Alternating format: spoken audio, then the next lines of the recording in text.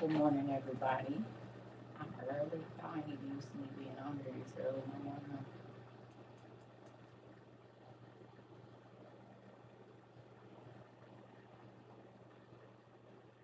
Everybody on their way to work. Good morning.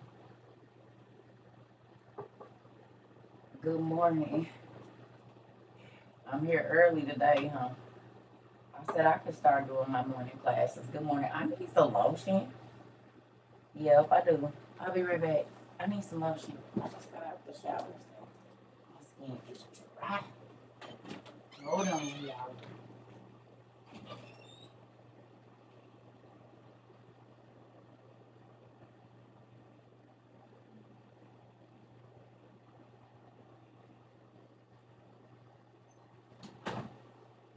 Okay. Got my water. Got my coffee. Got my lotion. Hey y'all. Good morning, everybody. Oh, good morning. I didn't even watch Sweet Tooth. I went to sleep. I watched some crime shows and went to sleep and colored a little bit. What y'all do? Good morning. Good morning, everybody. Who got a chance to go do the rewatches from yesterday? Good morning, Ro. Good morning, everybody. Good morning, Mariah and Neil. Bia. Okay, I like it. Blue head down, everybody. Good morning, y'all. I just got out the tub, so you know what I'm saying. I didn't put no lotion on because this skin be good and dry. It's okay. It's okay. It's okay to be good dry. I ain't tripping. Good morning, Miss Corinne, Adrian, everybody. Good morning. Good morning, Antoinette. Good morning, baby. Mm, okay. Good morning, Andre, Miss Ramona. Good morning. Oh, congratulations, TT baby. Then graduated. All the graduates, congratulations. Because I know everybody got college, high school, preschool, fourth grade, fifth grade, middle school. All the graduates, congratulations from the TT.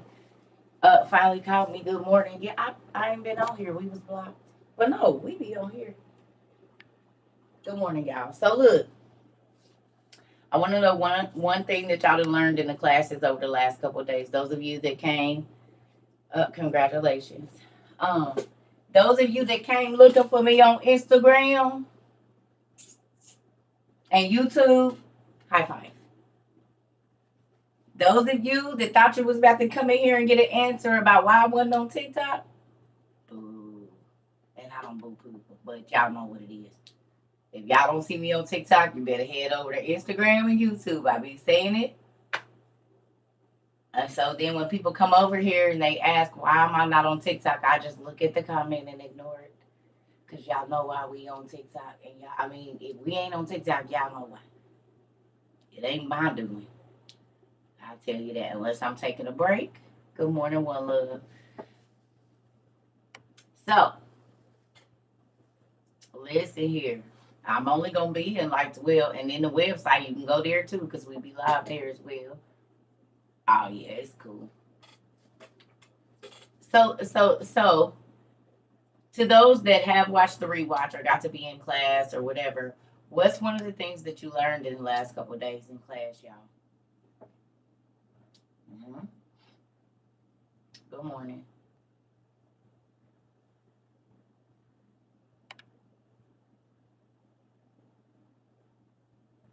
Mm-hmm.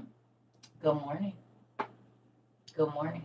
So what's one of the things that y'all learned in the last couple of days in our classes? Tell me something that made your toes wiggle, or that mythology is the green version of what the people of the Bible did. Come on.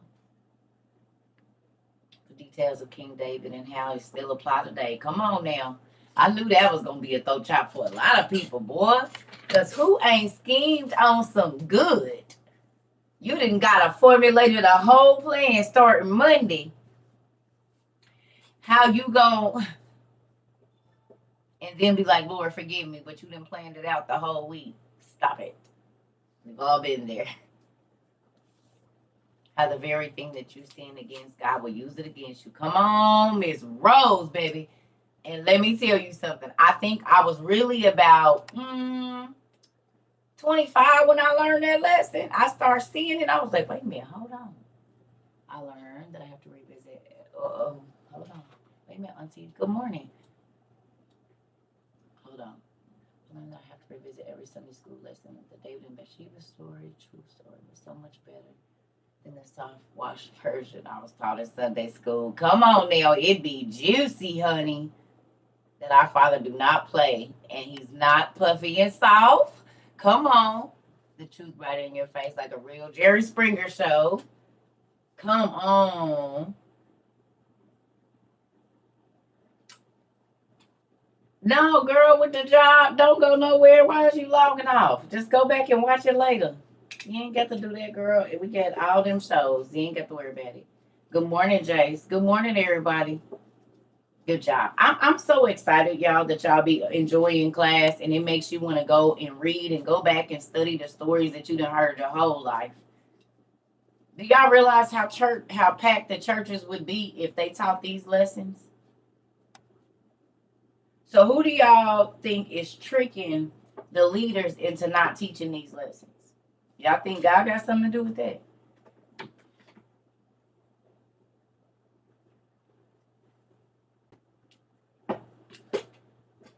The churches would be packed down like a club, baby, if they could read these stories. Because people would identify. They would identify with, oh my God, I'm literally living that right now. Wait a minute, I need to hear the rest of this story. Do y'all realize that's why y'all come back here?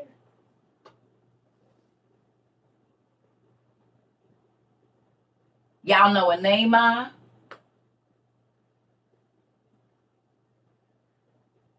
Y'all know a Noah because he was a drunk? Y'all know the creepy uncles? Yeah. Y'all know the mamas that be slanging their daughters around like they commodities and sons. Y'all know the people at y'all job that seek power and will do anything to get it. This is all the stories that the Bible is about. Cutthroat family members, cutthroat friends mad because you blessed and they not. The Lord make the Bible juicy. It's been juicy the whole time. It's been juicy the whole time. That's why he says, seeking you will find. Go deeper in my word. Look at what is more than on the surface. Come on, Auntie. Right? So God will take you to a story and you will be reading it and not understand. And then 2 days later, that scripture, that story you read will make total sense in your whole life. And you will be like, oh my God, I know who you are. You popped up off the page. Girl, I've seen you before. Right here in this story, right here.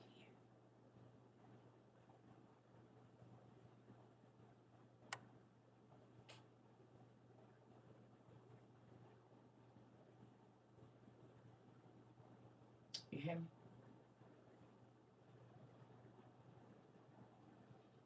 And that is the provision so you don't fail. It's the cheat codes to the test that's coming your way. That's why he tell you to stay in your word, because he'll take you to a random story in the Bible and you don't know that it's about to be your life or your friend's life or your mama's life or your cousin's life or your kid life or your husband's life or you. So not only do you benefit from the word, but the people around you benefit from the word.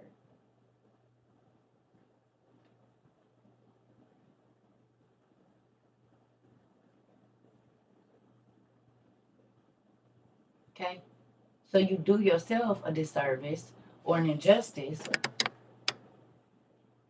when you don't read. Because the answers, if the Bible says that there's nothing new under the sun, then that means that the answers to every single problem you have is somewhere in the word. Now, it might not be in the KJV, but if you're reading the KJV right, it's going to lead you. If you're studying, it's going to, okay, now who can go read the KJV regular? And I'm not saying not read it. I'm saying now you can't just read it like you used to Just read it and highlight and read it. Now you got to go look up the names. Now you got to go look up the places. Now you gotta go look up who this God was. Was he a real person? Was he a demigod? Was he a made up God? You can't even get through 10 scriptures good now when they used to. Oh, I done read the whole Bible. I read the Bible in 6 months. How? You right. You read it. You definitely did study because ain't no way in hell, unless you some type of genius, that you gonna study the whole Bible in those 6 months. Ain't no, in 10 years you can't. In 10 years, 10 years you just getting started. 10 years is gathering a lot of the info. I promise, because I did it.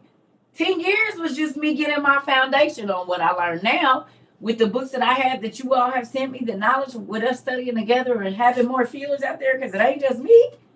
I'm like, damn, I thought I knew a lot. Now I know I don't know nothing. Got to start off. So here go another decade if the Lord let it go that long. To me now, building the second floor of my foundation. So here go my next decade. To breaking down what I thought I knew even deeper than that, because that's what we do here. Who thought you pretty much knew the Bible? You've been in church, I mean, be honest.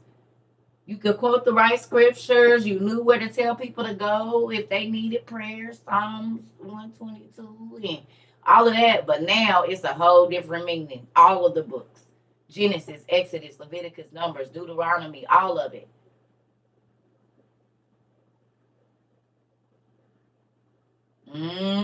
Where is your notes? That's what I'm talking about. They coming. You still want them. That mean you ain't thank God for bringing them to you yet, girl.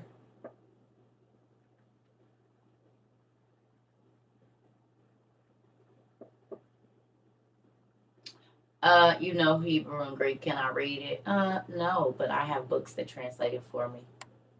My Septuagint here.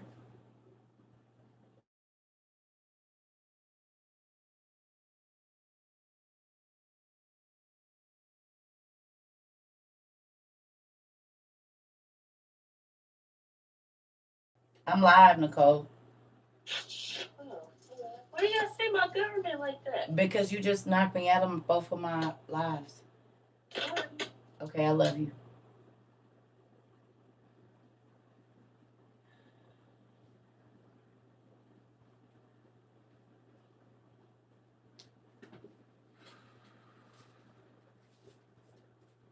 My kid.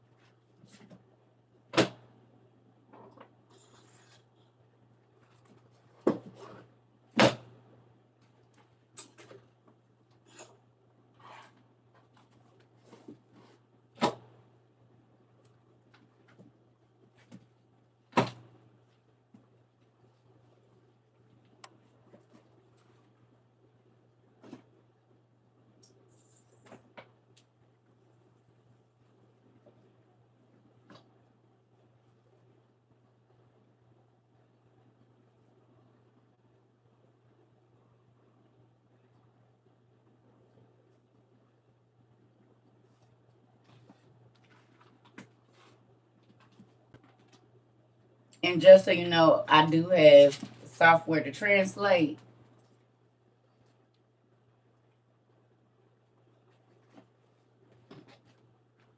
I think you mad, Mr. Plummer. You want some attention, fucking you intimidated by all my books back there.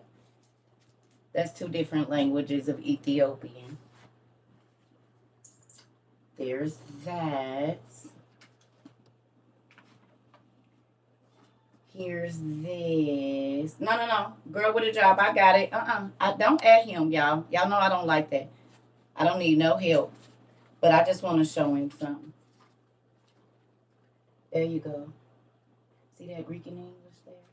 You see that? You see this? You see that? Now let me show you something. You see that? You mad, honey? Because your library don't look like mine. You see that? Can you see that? It's in Roman script, in Arabic, and in English. So I don't know what more you want from me.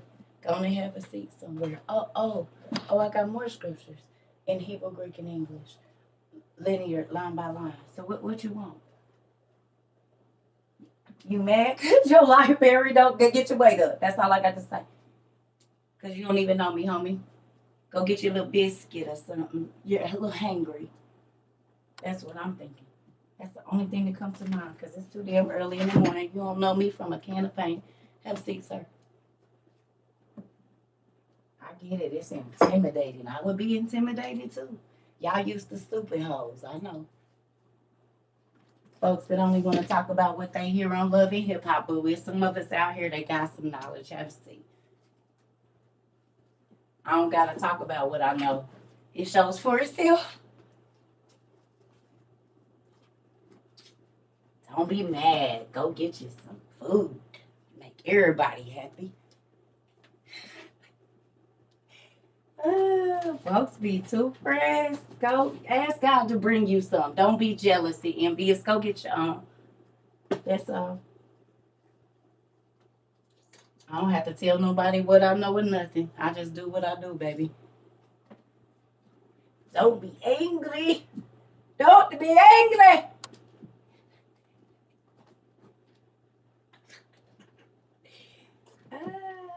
I didn't call myself. God called me, so I don't gotta do all that y'all be doing. I ran from my calling for a long time. What you mean? Mm-hmm. Moving on.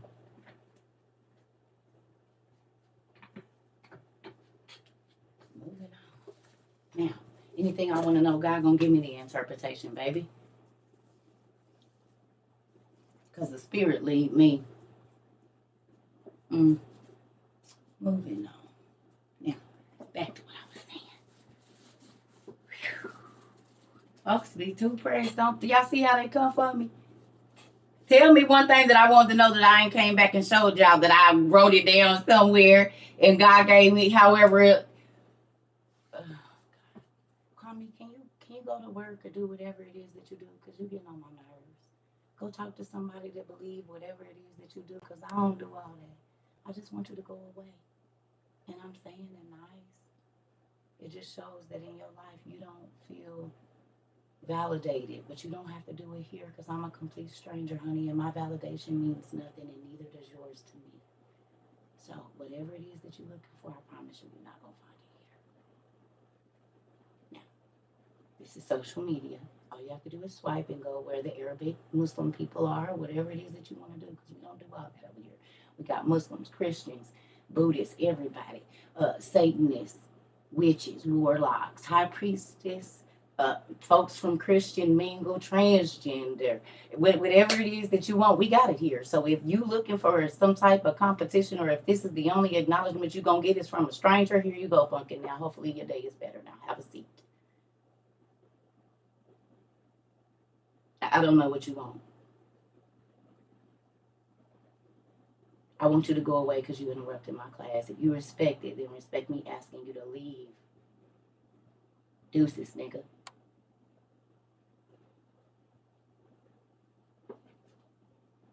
Folks be pressed for it. Listen.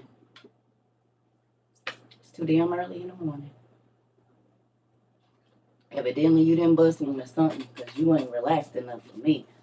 Move on. Folks that good loving in the morning they do not be that pressed up to be arguing with nobody. They be too damn relaxed. Go get you one, homie. Shoot.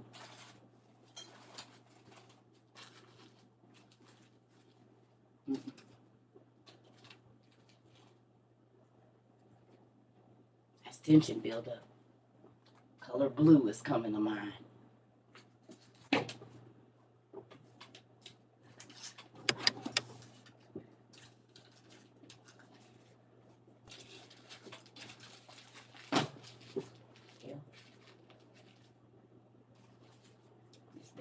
9 o'clock in the morning.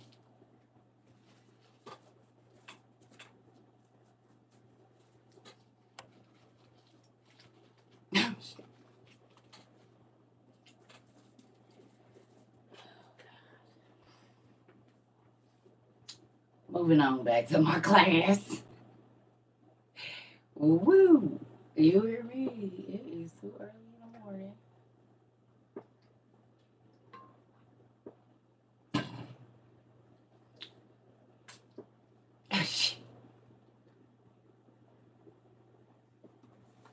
Now, people is crazy.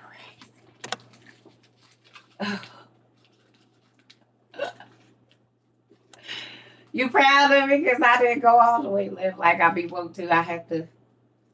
My teeth hurting already. I just said I ain't supposed to recently. Listen, moving on. So I start. Oh, y'all want to see my dude that was coloring last night before I went to sleep? It's my new homeboy. We working on him today. Y'all see him. He's the new guy. Him and Senior Frog is about to be bookmates. The broken heart, of course. I ain't named him yet. I think it's a girl. Actually, I think it's supposed to be a girl troll. Because his hair is long and braided with like some flowers in it. I think it's a girl. You see the braid in the back? Right there. So I think it's a girl. So I might have to figure out what I'm doing. I was falling asleep coloring, so we bet. I think it's a girl. I said my homeboy too until I seen that braid. That changed the game. I thought that was a part of the tree. It ain't. So I think it's a girl. Looks like a character from Sweet Tooth. I ain't made it there yet. I'm getting there. It's working on me, but it's taking some time to get started. Give her some lashes. Maddie, I'm gonna make her just. They made her like that. I'm gonna just color her like that. Anyway,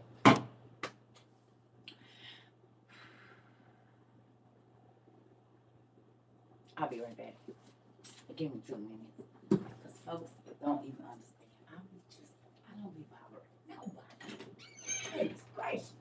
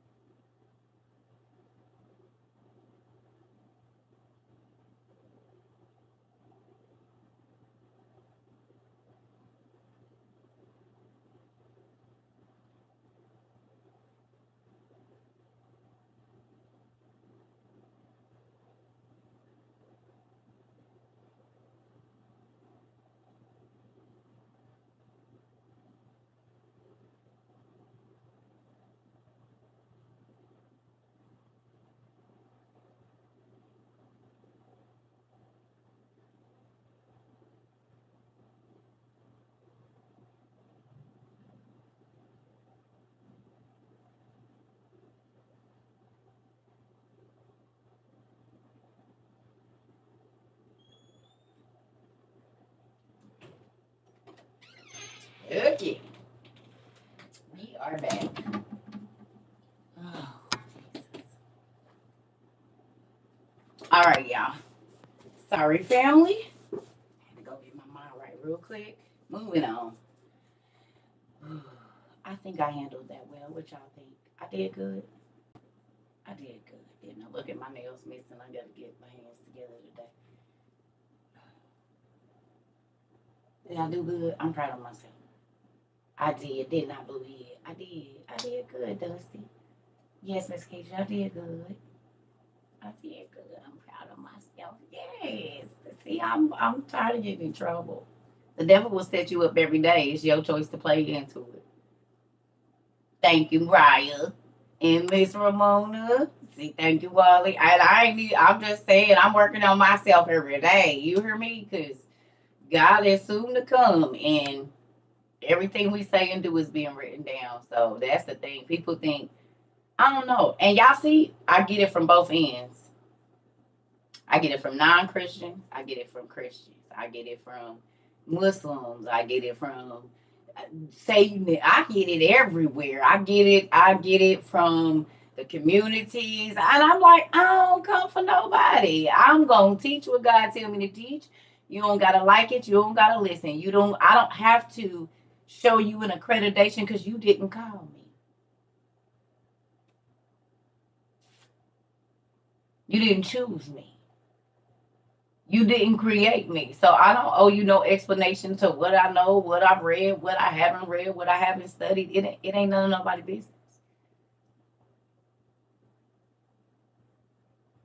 I'm just here to put some people on to some stuff God put me on to. No matter your denomination, religious beliefs, whatever, because we don't only study the Quran or the Bible. We don't just look at life with blinders on. We don't only see one way. We get in the whole. We get in the whole of the everything, okay? Y'all can limit yourself to only reading this or only reading that or only. God is multifaceted and He created everything we see. Every race of people He created. Every story, excuse me, He wrote it down already. So I want all that He got for me. He has infinite knowledge.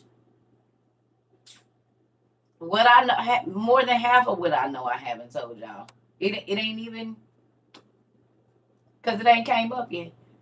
And what good is it to give people stuff that they don't even understand? I think that's what's been going on in churches for a long time. Because how many people been reading the Bible and didn't see it the way they see it now? How many people have been reading mythology and didn't see it the way y'all see it now?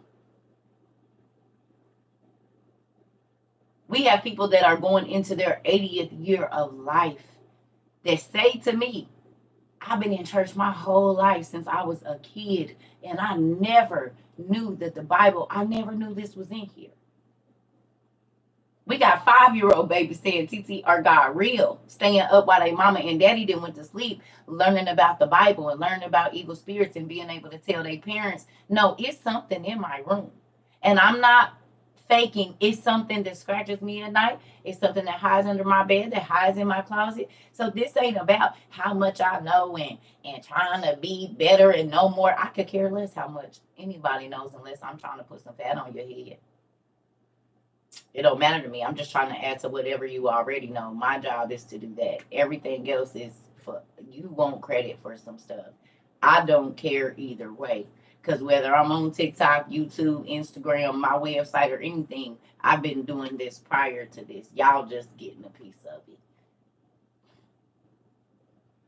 But I've been doing Bible studies with people all day for over, since I can remember. When nobody could see me, when the internet and vlogging wasn't even a thing.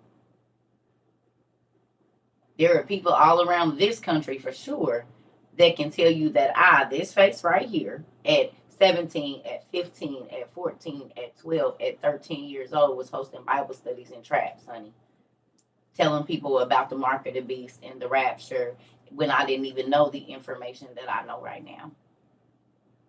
But I was always I was labeled the crazy girl that was always talking about the end of the world before I was 14. And nobody wanted to smoke. Nobody wanted to smoke with me. They be like, nope, skip over her. I'm like, I went 5 on it too. They like, yeah, nah, bro, give her her own, cuz it's crazy. Crazy, crazy, crazy. Yeah, I was put on the do not smoke with her list early. My cousin was like, yep.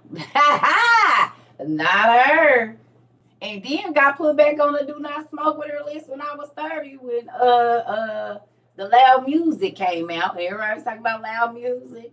And I go grab me some loud music and They be like, she just give her the don't give her the regular music. That's all she can do is the regular music, cause the loud music makes her a little trippy. You hear me?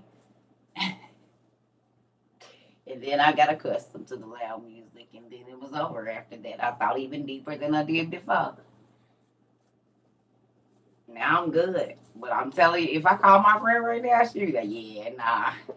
Let me see if she, dang, I'm going to call her and see. She might not answer. It's horrible. She might be asleep. Let me see.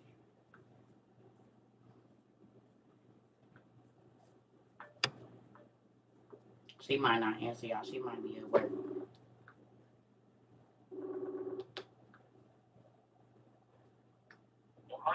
Hold on. Listen, I'm live. Are you in the backyard? Okay. So you remember when we first met, the only music that I could listen to was regular music. Cause when I got loud music, I acted real strange. You remember?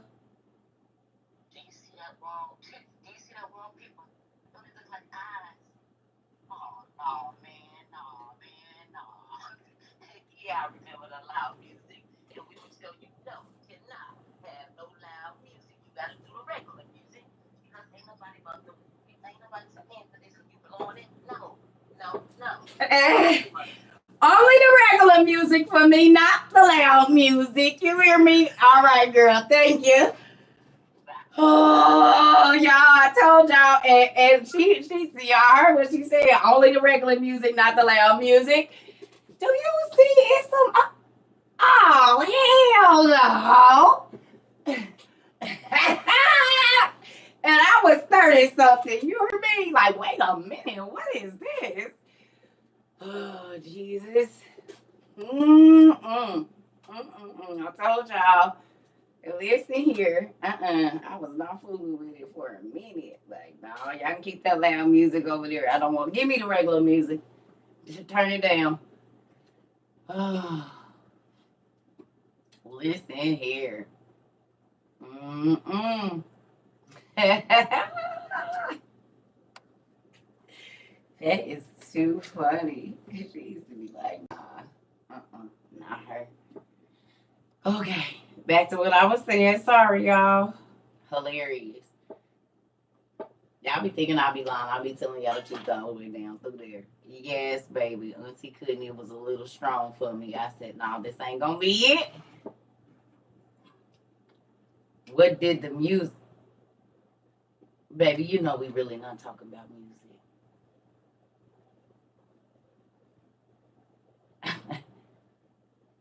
Just take the word music off the end of the sentence, baby.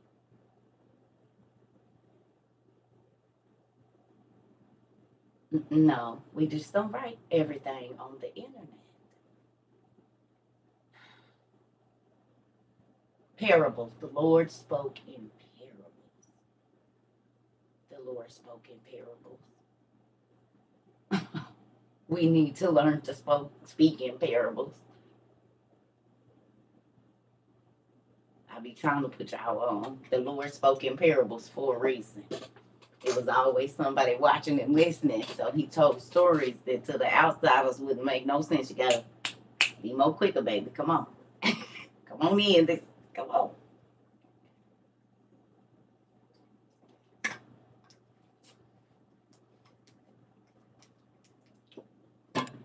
All right. So this is gonna be an interesting day. I can tell already. It's starting out just so nice. Mm-hmm. Listen, I told y'all when my kids was little, I had to talk in code. I didn't just say anything in front of my kids. So adult moments was shopping, grocery shopping, and I picked up a few little things at the store. Picked up some cucumbers, sausages, stuff like that.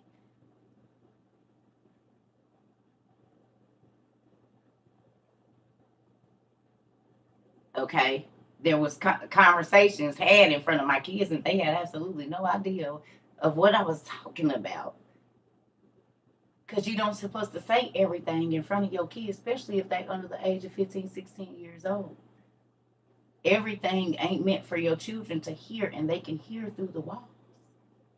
So there was a lot of conversations I had right in front of my kids, and they had no idea of what I was talking about. But this is why these kids go to school talking to kids, and you be like, wait a minute, what you say? You 6.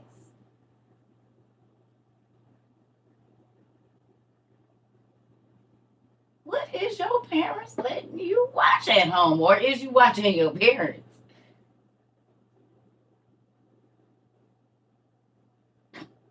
Might not even be the TV.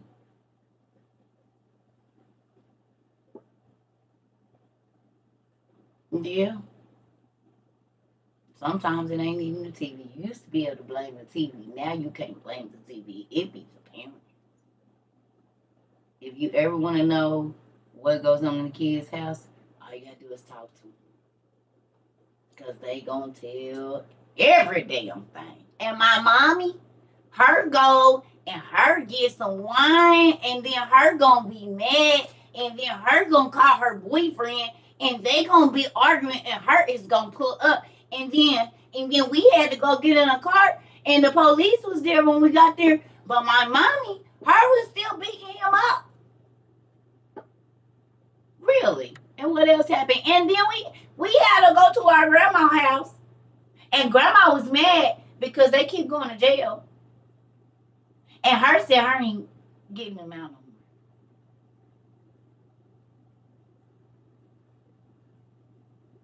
Really? That's funny because your mama told me she was sick this weekend. Mm. Mm-hmm. Okay. Mm-hmm. I worked in daycare, y'all. Them kids used to be running their mama business. I knew whose parents was on drugs, whose parents was alcoholics, who mama was a hoe, who daddy was doing what he was doing with the auntie when mama was at work. The 3-year-olds be running all y'all business. You need a soundproof room when they're going to sleep because, baby, they be laying there pretending, listening to everything you say. 3-year-olds run all your business. 3 to 5, they running everything you got. Maybe 7, up to 7 if them parents, them grandparents, the aunties and daddies and uncles can bribe them. Hmm. Watch the conversations you have in front of them because they repeating them word for word, even though they don't know their ABCs. Can't tell me what their address is, baby, but you can run your grandma down my whole conversation for the last 35 minutes. Tell them what I had on, what song we was listening to, and everything. My daughter yelled to everyone, "Mom's wearing a wig." Baby, I'm telling you, the baby that just interrupted this thing is the one that ran up one time when I had mail company. She was about 4 years old, baby, and had my wig. We called them falls then because they was half wigs. We called them falls, and we would comb, but they was human, and we would comb our hair over, and then bust the hair. We was gonna do it. Baby, she ran up there and said, "Mommy, you forgot your hat." I could have, because I used to put mine on so cold, nobody didn't even know they wasn't my hair, because I took it off and went and got my real hair cut. Excuse me, and the pastor of the church had the lady call me in and said, "Honey, did you ask the pastor if you could cut your hair?" I said, "What hair?" "Oh, y'all thought that was my hair?" "Oh, no, babe. That hair is in the car." And I don't ever have to ask the pastor if I can cut my hair. He's not my husband. Mm-mm. That's giving a whole person that don't have nothing to do with me way too much control over my life. Why would I have to ask you, the pastor, if I could cut my hair? Are you paying to get it done? That might be the only person I ask about that.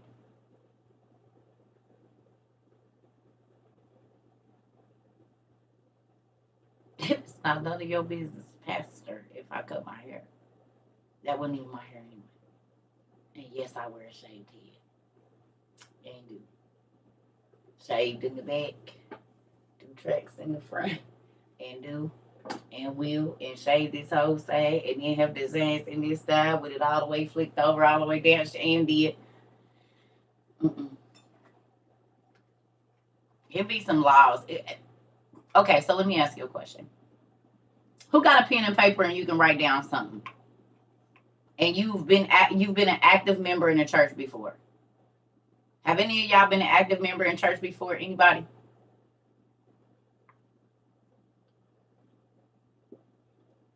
Okay. I need you to write down the first 10 rules that you can remember that y'all can't do at y'all church. Like wear red on Sunday. You gotta have stockings on. Name the first 10 rules, 5 or 10 rules that you know for a fact are rules at that church. Like if you do that, you could get put out. Makeup, okay.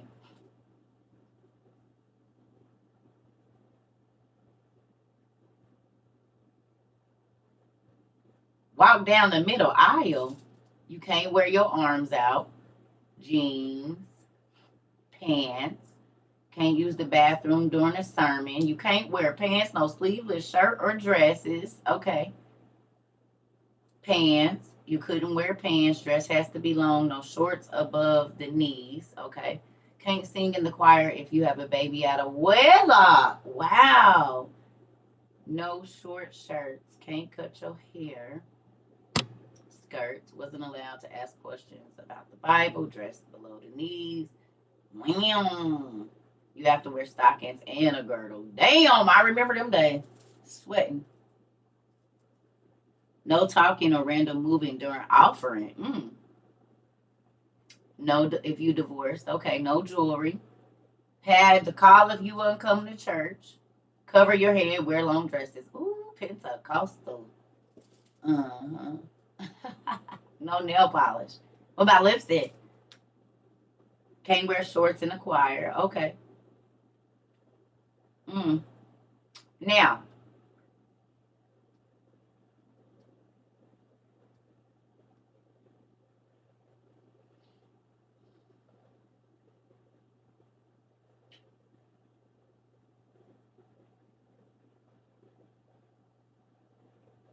can't be active in the church if you.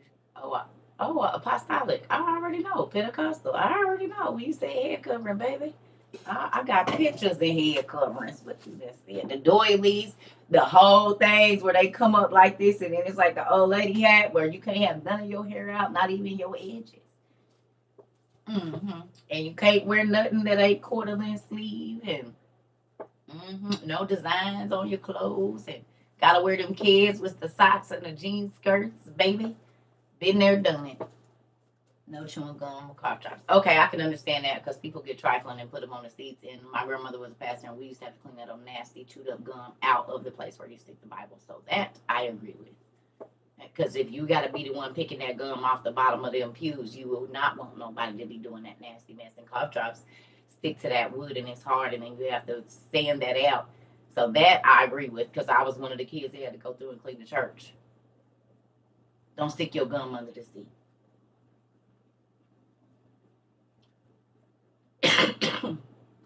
Okay, so look. Yeah. So look at this. Do y'all realize that none of those rules have anything to do with serving God? Because let's start with having a baby out of wedlock. How many of the people that God used in the Bible that were conceived out of a bad situation that God used? Or how many people came from people that were considered bad that God used? Okay? These lists that y'all gave me have nothing to do with your soul.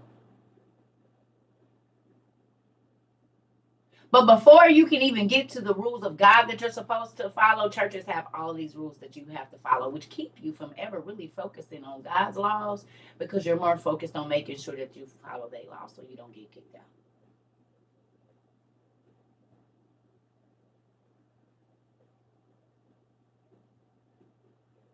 Give me God's first 5 laws for us. What's the first law that God gave to man?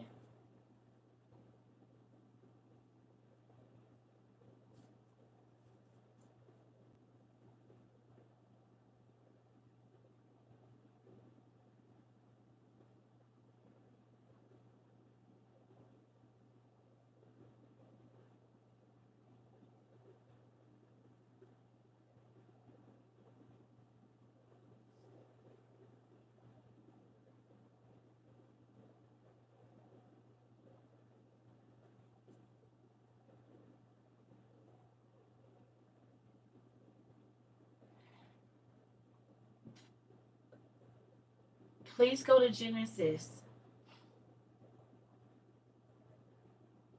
Go to Genesis and find out after God breathed the breath of Adam into his body, what did he say?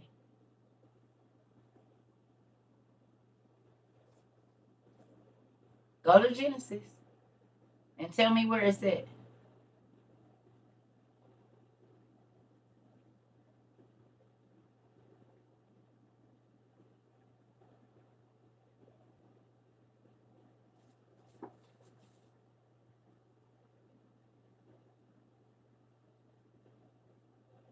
Be fruitful and multiply.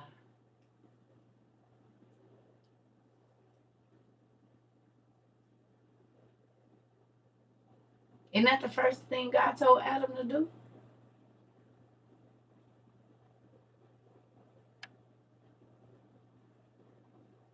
Where's the scripture? Tell me where the scripture is. Where's the scripture? What's the scripture?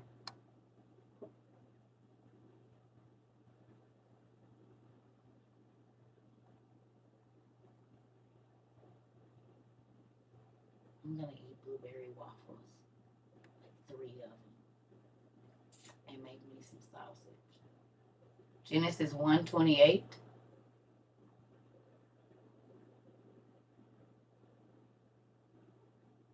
You can do it online, Crystal.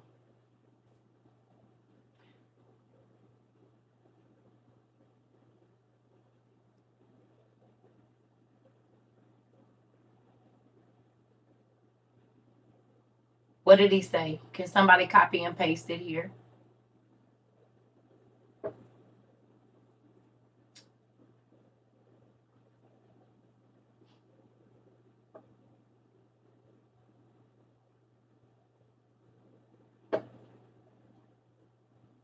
And God blessed them, and God said unto them, be fruitful and multiply.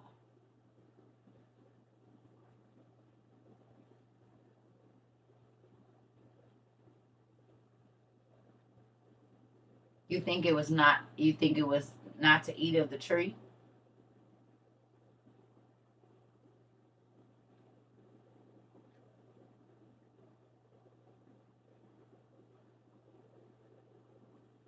Oh, that was in God. That wait a minute. Yeah. Well, I guess I take that back. When he put him in the garden, he did tell him, don't eat of the tree. That's right.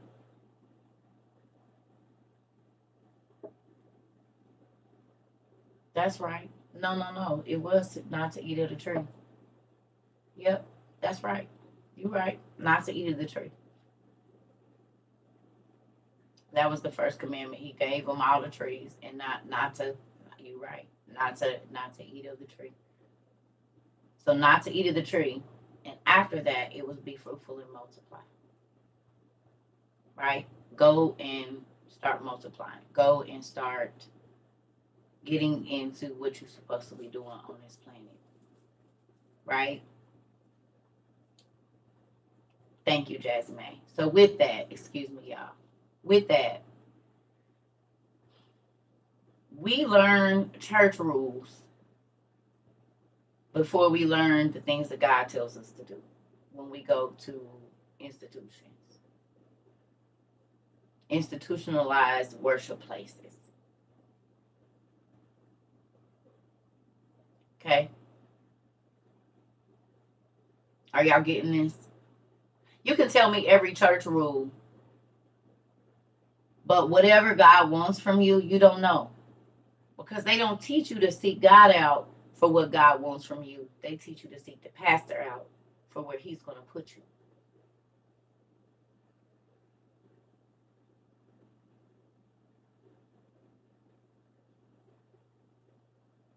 Do you see what I'm saying? And they'll tell you that you're stepping out of the will of God because you're not going in the way that they want you to go or lining up with the way the church acts. The church, I'm not supposed to line up with the way that the church acts because God always has something to say to the church. I'm supposed to line up with how Jesus acted, right? I'm not supposed to line up with what the church is doing. The church is just a building where people congregate. I'm supposed to be lining up with what the Holy Spirit is telling me to do, right?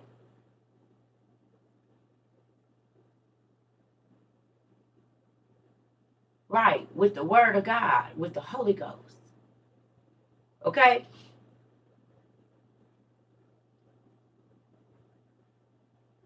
So when organizations say you can't do this and you can't do that, they're saying that in that building. That don't mean you can't host a Bible study in your house. Because who do you think God is going to fault when he said, I told you to get with that lady next door to you and that little boy or little girl out there, the young lady with the kids, and sit down and start reading the OTP to her so that she can understand. And in fact, I told you to go buy her book even though you don't like her. Give it to her. So because they say you can't do it in their building, you're not going to listen to God and do it outside. This is why God took his disciples and they went out into the world, and the church people always had time to be running to the authorities.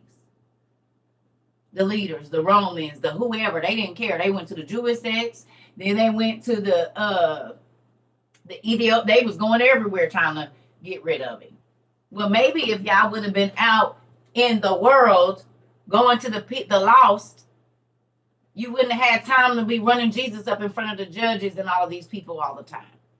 Or excuse me, the pastor and the usher board and stuff. The ministerial board.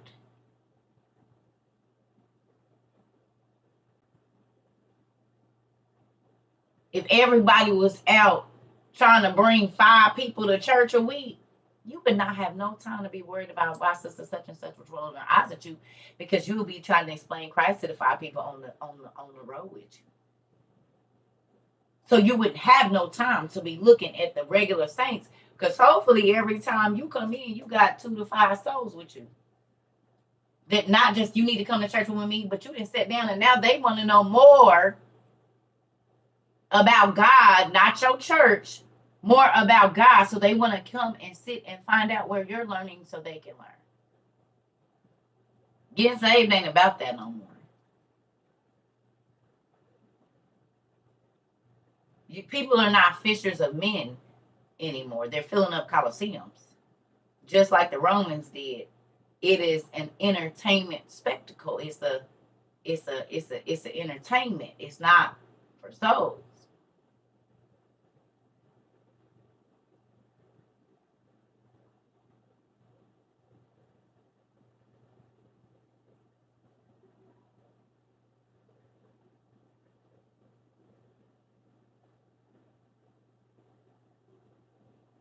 That's why I said, ain't none of y'all forced to be here. Y'all come here and learn because y'all want to. Y'all tell other people about what y'all learn because y'all want to. Y'all don't hear me say hit, share, like. Now, I do say if you want to know where we at when TikTok kick us off, you might want to subscribe over there. But that ain't for share and none of that. That's so you can find me because they kick me off here. It's your business if you want to share what you learning. It's your business if people are asking you, why are you not cussing people out, and why are you changing the way you act, and why are you not sleeping with that married man or woman no more, and why you ain't in a relationship that's like this, or why your children are abounding and they're happy and there's not a lot of chaos in your life no more. I mean, if you want to share where you getting that information, that's on you.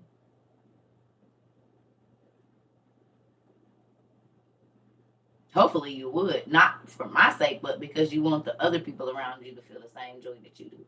You want them to have the same understanding about life and life lessons so that they don't keep falling in the same situation. So that's not a generational curse. If you can help somebody else with your pain, why wouldn't you? Why would you be the one that want to cause more of it instead of relieve somebody's pressure so God can relieve yours?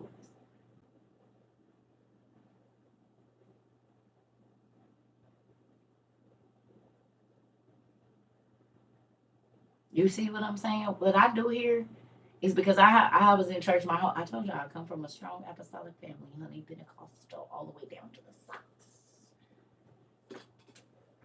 Pastors and bishops and preachers and elders, apostles.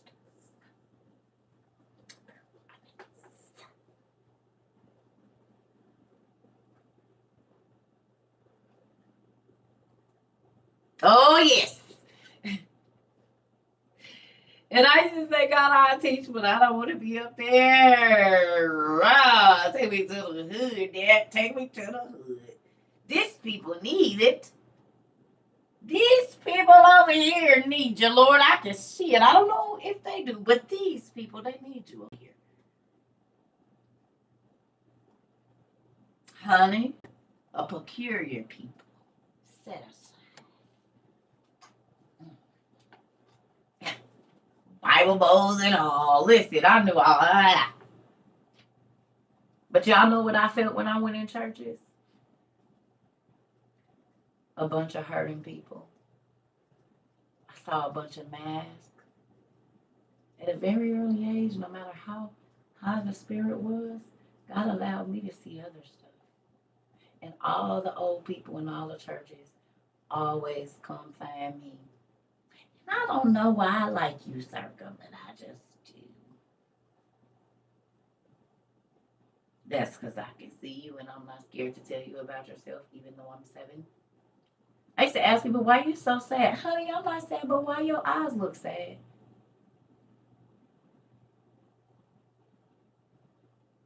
Because every time I see your eyes, I want to cry. This is the kind of stuff I said to people when I was 7 years old. And they'll just look at me like,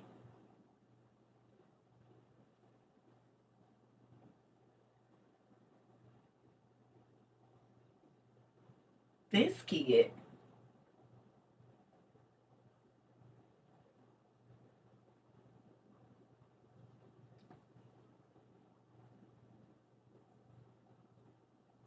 Listen.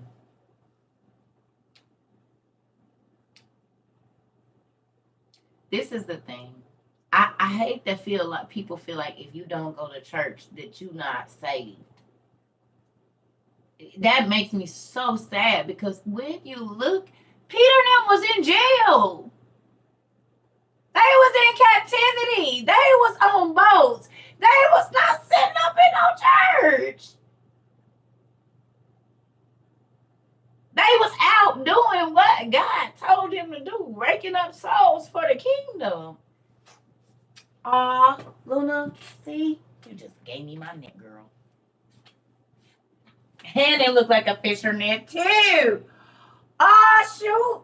Look at it. And she knitted my net for me. Thank you, Luna, Miss Raina. You see that? God provide what you need before you even know you need it. So the disciples was out with their nets, okay, being fishers of men. They was capturing men in God's grace, in God's mercy, in God's healing power. This used to be fish. Peter and them, they was fishermen and tax people and whatnot. But then God gave them a net to catch people. And not catch people up so they could trick them, catch people up so they could be healed. So then the nets that they had, maybe they had some magical powers on them, who knows? But they weren't stuck up in the church.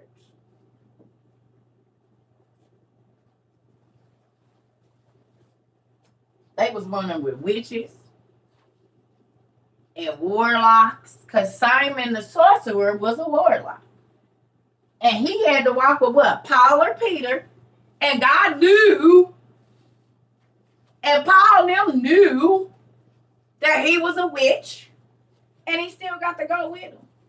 They wasn't sitting up in the church walking around with pride, all poked out, wanting to be ushered up to the front of the thing and can't sit unless they get to sit in the front and want some orange juice. And if you don't address them by doctor, they got an attitude. They wasn't doing all of that. They wasn't talking about they wasn't going to preach unless it's the largest conference. They had dirty socks and shoes, if they even had socks. Dirty clothes, because they being beat and thrown and running in the middle of the night and sleeping up and hitting fences in the back. What did you mean it?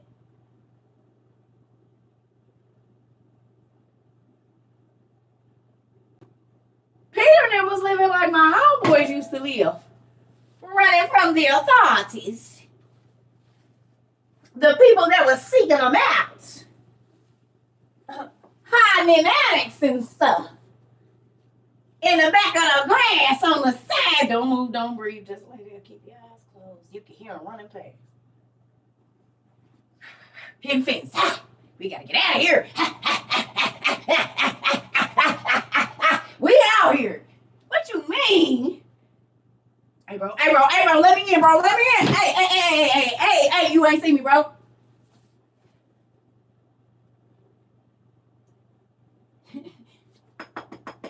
Excuse me. Have you seen anybody, huh? I just got out the shower. No. What is going on in here? Did you see? No. I ain't seen nobody. Why are you at my door? I'm sorry, ma'am. Thank you. Just wait till 7:30. They'll leave the block. Don't even worry about it. Wait till the shift change. You'll be all right. Amen. Thank God that there wasn't no internet back then. Woo! Thank you, Jesus. Oh, them was the good old days, wasn't it?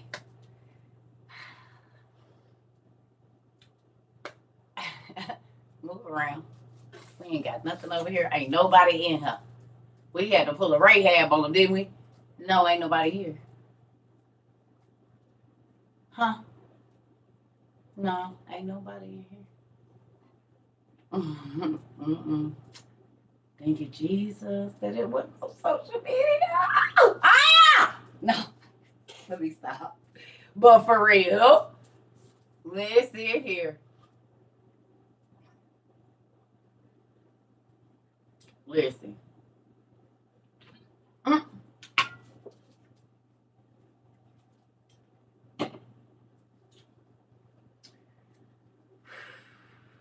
Listen. Thank you. Come on now, Jazzy. Yes, Lord. Because listen here. Woo! Thank you, Jesus. Thank you. What they say, start tearing on. Think about how good the Lord been to you. Thank you, Lord. Thank you, Jesus. Because, honey, child. Ooh. Amen. The Lord has kept me. He has kept me and protected me on the highways and the byways of this world. Do you hear me? Ooh, he been my peace. And y'all think I'm joking, but honey, this mine is running back to 1991, 1992, 1993, 1994, 1995, 1996, 1997. I'm like, ooh, yeah, ooh, wait a minute, I forgot about that, yes.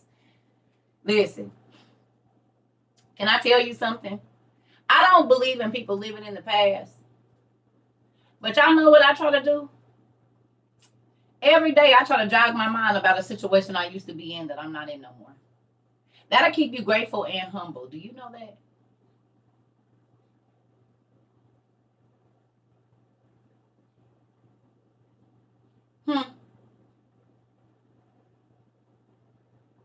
That'll keep you humble and not looking down your nose at not a soul, baby. If every morning You get up and think about a situation you used to be in that you couldn't get out of, that you didn't have no control over, and God delivered you. Before you be talking about who can't get out of what. And if they wanted to, they'll stop. Don't forget. Whether other people knew about it or not, baby, you knew. Ooh. I feel that. Oh, that went all the way down my. Yes, baby. I felt that. Yes, Dad.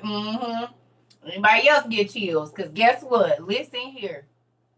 Didn't nobody have to know. Secrecy ain't been a thing, baby.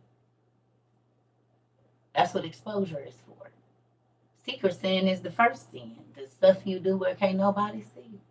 The stuff you addicted to that nobody know. And then after a while, you can't hide it. That's the exposure of the things done in the dark.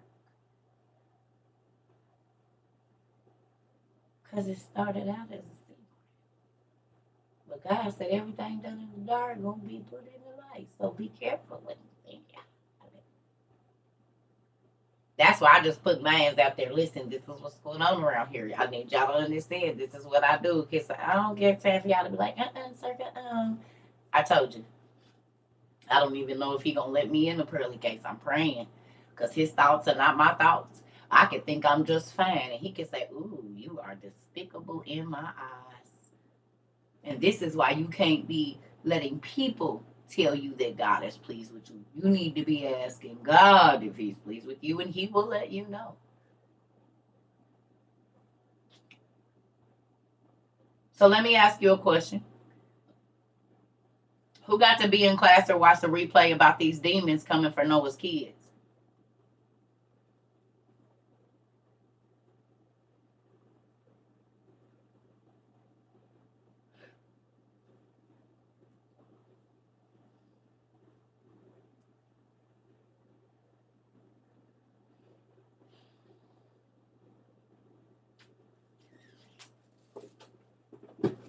I remember when we first started this, and there was a lot of people that came for me because we had books like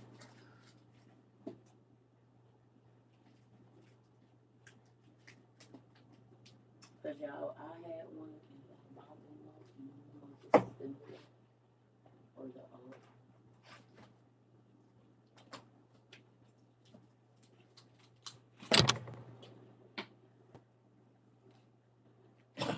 excuse me. Who knows? Screenshot too. If you knew, go on and screenshot these books, but I'm not gonna hold it back up. So come on. The Dictionary of Demons. Now y'all know why this is important and why it's so thick. The Encyclopedia of Demons. It's thick too. Which video? Yesterday. Yesterday morning or night, one of them. Okay.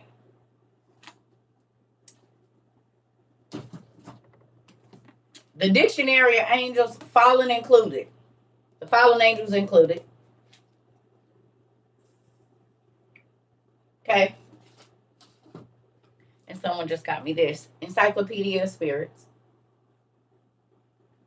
The names of them and what they do and what area they're from and where they existed at. Oh, and then we got one more somewhere. I just don't know where it is. Oh, I'm missing it. Well, we'll do this one. Feminine Spirits and Angels. Okay? So, with this, now that we know that the fallen angels' children, which I told y'all this, we talked about it prior to yesterday, but it just solidified it when we read what we read yesterday in the Jubilees for some people. But now y'all know why I said it's very important to know the names, because if you're calling, this is what cracks me up, because most of the Christians, oh, I'm not buying that, the devil is a lie. Well then, so you just gonna keep on saying demon names, like bring me a Sprite from the store.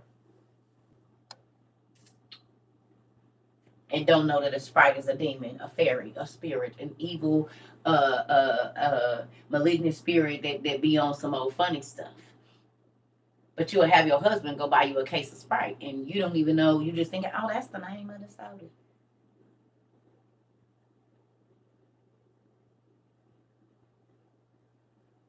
Crystal, we have a place for a lot of this stuff, baby, and it's not my life.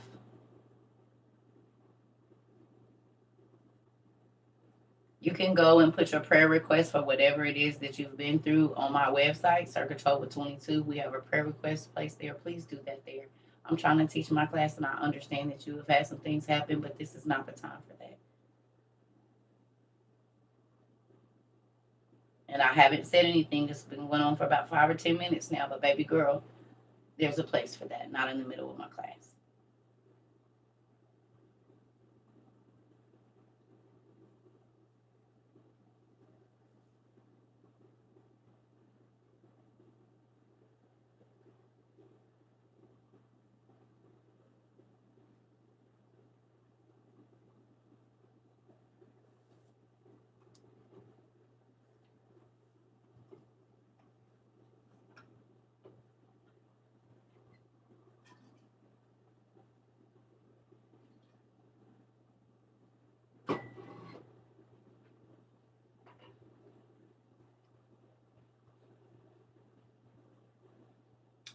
It's gonna be about me and whatever I'm talking about, because this is my TikTok, honey. You have your own. Go talk about your life story on your TikTok.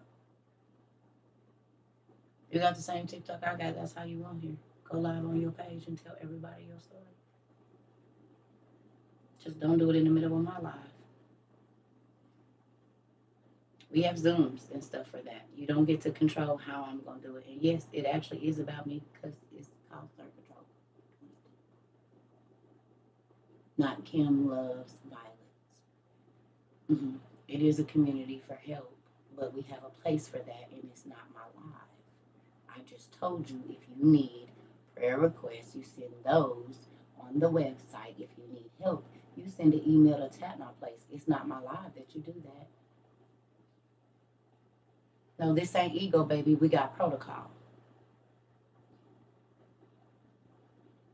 We have a whole 501c3, a whole organization for what you need, and we got other resources. It's not in my life.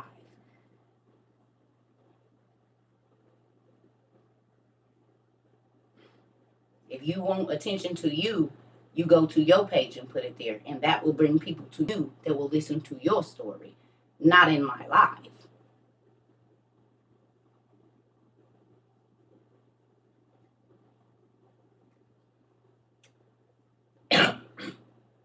We literally have a place for you to put prayer requests on my website where people can pray for you. We have Tap My Place. If you need help, that's where you send the email. All of that that's running through here goes there. And then I will say to people, hey, this is what we the community, but you don't get to choose what is in my stuff. Please don't add them, y'all. I don't want y'all doing that. I don't need nobody to add nobody.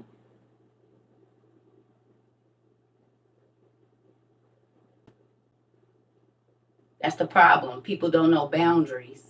And even on the internet, there is something called a boundary. I'm sorry that maybe whoever your peoples is never told you about overstepping boundaries, but honey, you'll learn it here very quickly.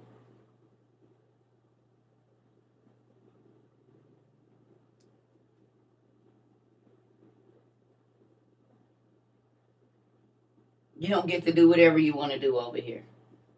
If you want to, that's why everybody got their own handle. Put it on you put your videos on your page, you put your sad sorry story on your page, you put it there.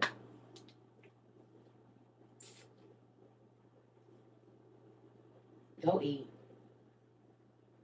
Because you're getting on my nerves. And you want attention, and I know you don't feel loved in your life, but it ain't my problem. Go away. Go away. Go get on somebody else's. You steady typing when you could have flipped to somebody that want to hear what you got to say, because I don't. And I don't have to listen to it. You're nobody to me. You're a complete stranger. Nasty attitude. I don't even know you.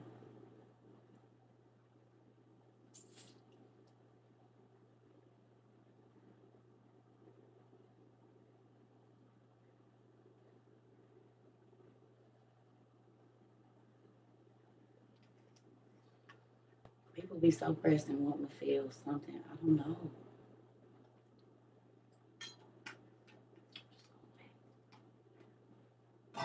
If you feel that left out in your life that you gotta try to argue and go against a person you don't even know, that your life is like really sad. I don't have time to be irritated. That ain't the only love I get is negative attention.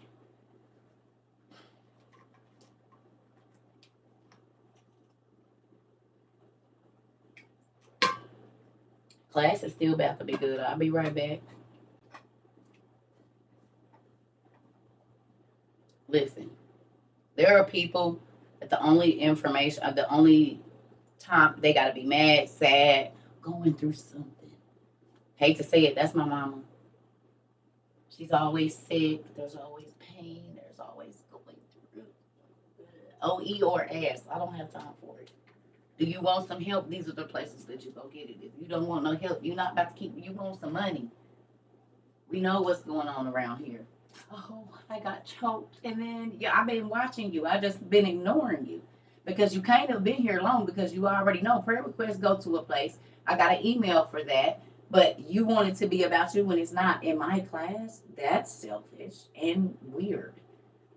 That you want to be acknowledged in a person's class that you don't even know that keeps ignoring you. And I'm not saying I don't care. Y'all know we give, we do what we gonna do. But it be hustlers out here too. And then when they come in here and God don't let me see them, they want me to see them. Then they be mad as hell. Well, it's social media. This ain't your job. You're not being paid to be here.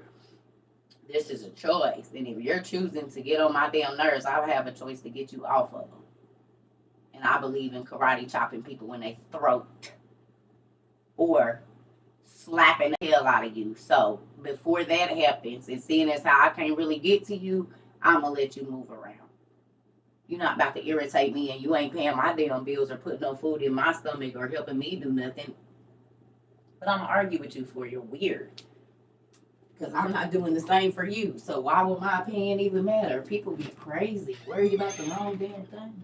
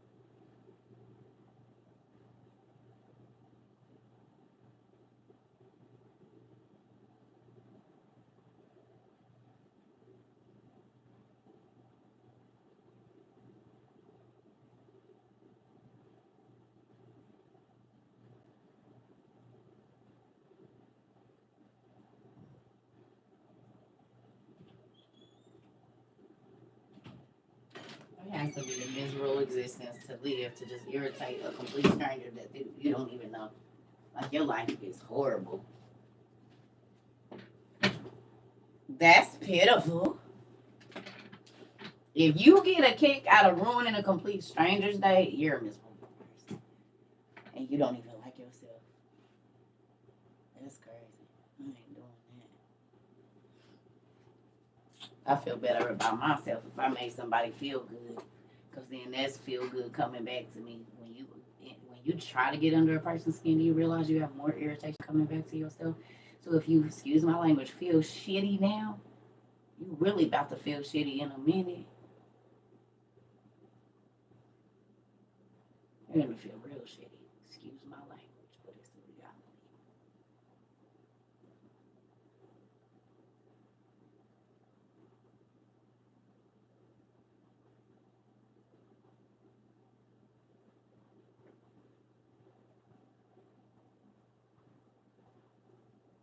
Because if you cause me irritation, you have that coming back multiplied. You cause me to feel anything, You have that, so you about to feel worse than you already did when you tried to irritate me. So your life just gets worse. The Bible talks about heaping hot coals on your head. When you do people wrong that's not deliberately, excuse me, trying to hurt you, you heap trouble on yourself. You heap tires blowing, cars breaking down, bills being check being short, all of that. Anytime you cause any trouble in another person's life, you're gonna have trouble in your life. Do you understand? Multiplied, and it don't always come back the same. Do y'all understand what I'm saying? So women, men, you trying to get her irritated or get him irritated, you just about to be more irritated, weirdo. How about you give him some peace so you can get some? How about you give them a kind word so you can get some? How about you tell somebody they beautiful so they can tell you instead of always calling everybody ugly?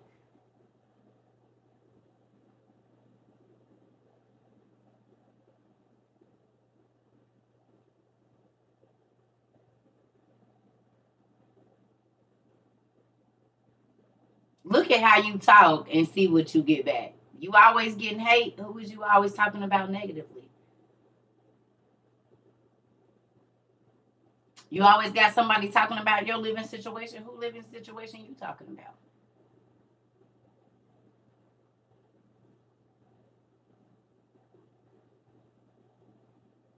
If there is trouble right here, look at the trouble you causing someone else.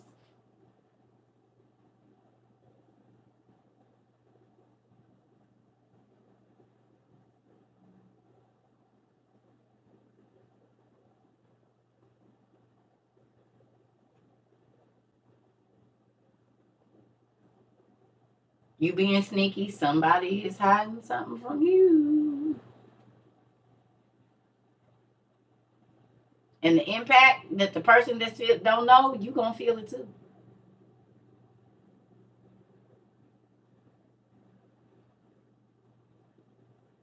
You ain't doing nothing but hurt yourself. So that's why when I come here, I don't come here to try to make nobody day. I try to help your life be better for real in every way that I can. Help you understand because when you understand, your life gets better. Who now, after reading some of the stories that we read, you conduct yourself differently?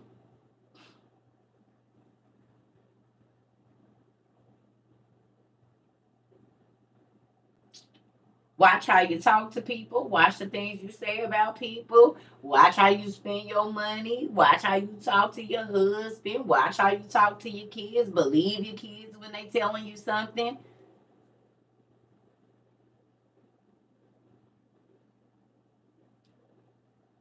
Look at the TV, completely different now.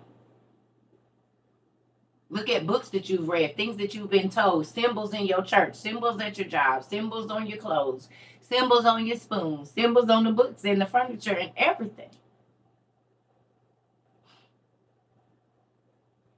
Do y'all realize that that for me is the reward?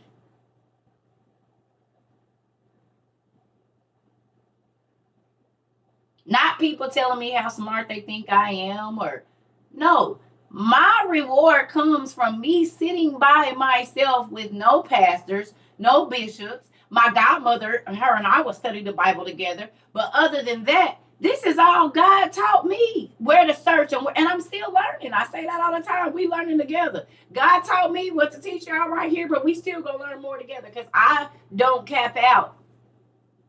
And I don't know everything, and I don't remember everything word for word because it's too much information that he gave me. I can't. And don't try to. Y'all know where it is. Somebody go find it. I know the story because I done read so many of them. And because I've read about the same person with 20 different names. Who knows that now?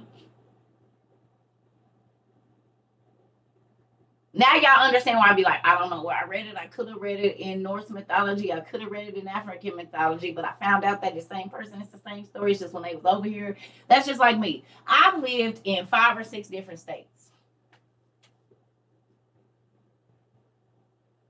in my life. I've traveled to many, but I've lived in. So there are people all over the country that met me by a different name depending on what I was doing at that time. That all have a story about me. And they could be talking to me, about me to each other. And because I use different aliases at different times, guess what? They would think they was talking about somebody different. But over here, I went by this name, and over there right now, CERCA TROVA. That's my name. But when y'all tell people about me, y'all be like, and CERCA said, and we was reading with CERCA, and CERCA, you could be talking to one of my family members that don't know that this is going on, and they'll be like, oh, and then see my face and be like, that is my cousin. And her name,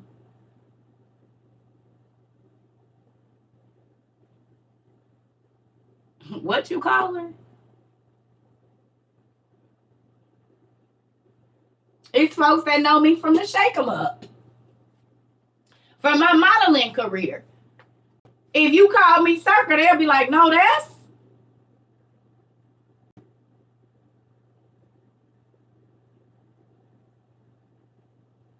not her name. But y'all could be talking to each other about the same person.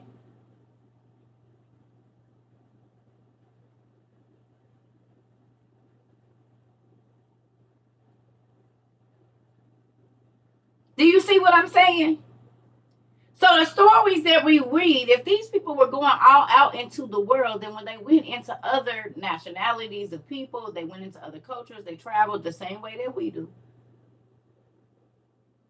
There should be a story about them over there, but they might not use the name because they don't have that name. Hey,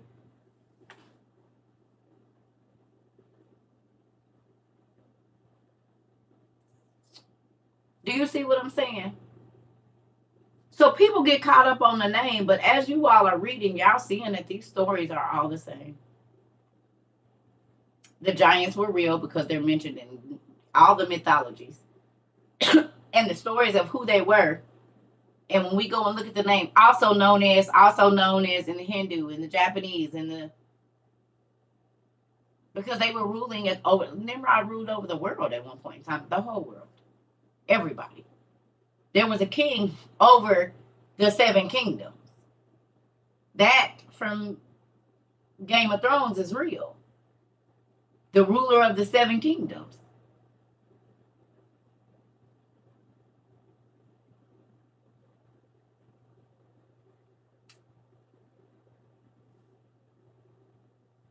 Lord of the Rings, all of it. The Night King, right? He looked blue like the Egyptian people, don't he? The dragon, the giant that was in there.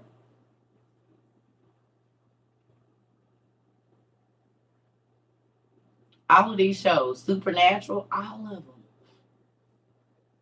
Y'all thought they was writing scripts. They wasn't writing scripts. It's easy to write a script if you already got the screenplay.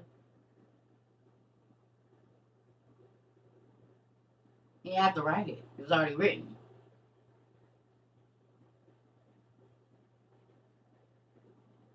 The names they got from who now knows that it ain't the names that they use in all the shows are purposely put there for a reason. They rewrite out the books.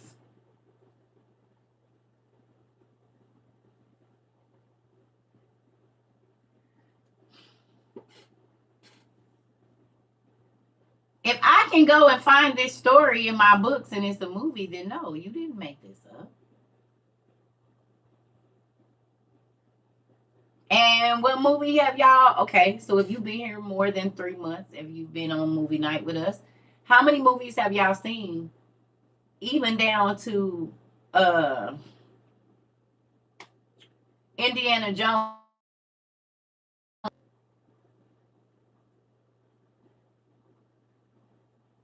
Thank you. I appreciate that. Thank you. The names, the symbols.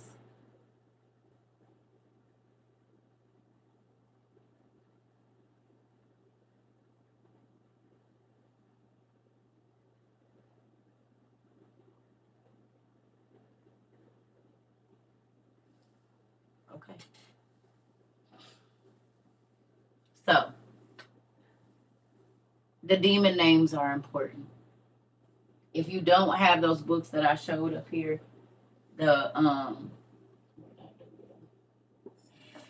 these are going to be important. Because what if you buying your kids toys with the names of demons and we didn't found them? We found the companies that we go give our blood to, the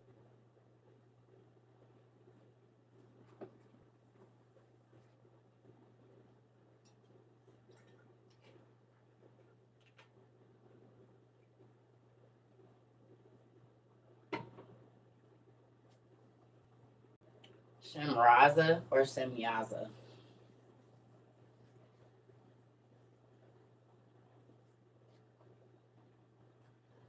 What the do say? All the symbols. No, you gonna go look, Ed my way. That's your research.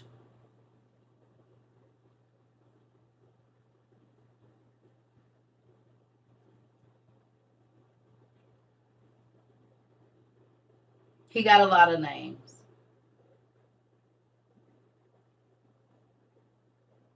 Okay. But this is the thing. It's a whole bunch of them.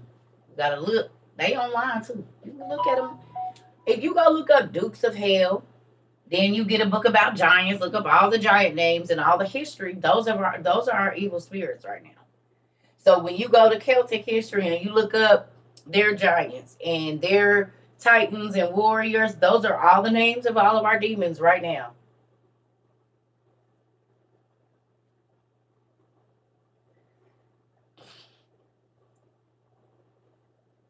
Well, Nike is also Job's daughter. Nike is Job's daughter too. So I don't know. I mean, because if that's the case, you're gonna stop buying Oreos. You're gonna stop. I mean, Sprite, not drive your car, all of that. Nothing that you see around you don't have one of their names on it or they symbol. Your job, your computer, your everything.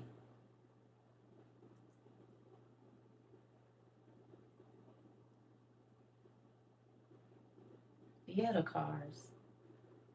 They have all of the Greek mythology symbols and the African symbols and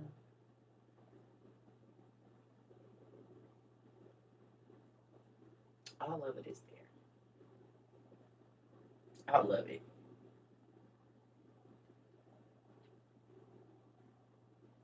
You drive a Honda. Look up the name. They in here. We are Mitsubishi. All the names mean something. All of them. They in here. They online. You can go and see. Okay. Who read The Gates of Hell? The book by Stephen. What's his name? Who read it? You don't understand how we gonna be judged when it's all around us. Well, first of all, we've been blind to it because pastors tell you don't go buy books like this. And that's why he said, my people are going to perish for the lack of knowledge because they don't know. Right? You don't know the demon names that you speaking and wearing in the church.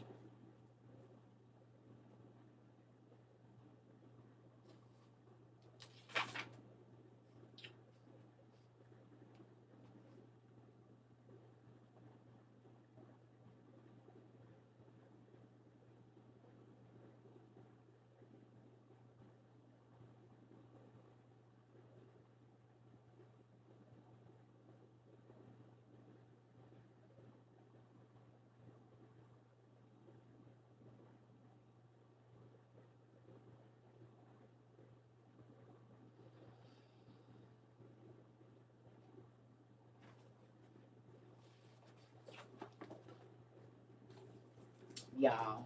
Didn't we just talk about Seckel syndrome yesterday? And y'all know if it ain't marked, I ain't read it in here. Mm-mm.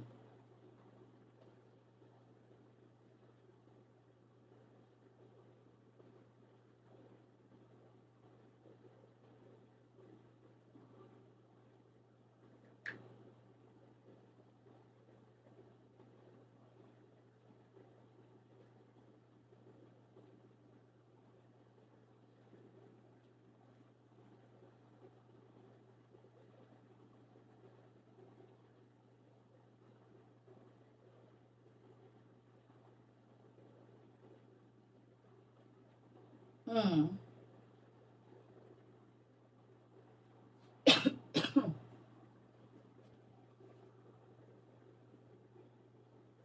Hmm.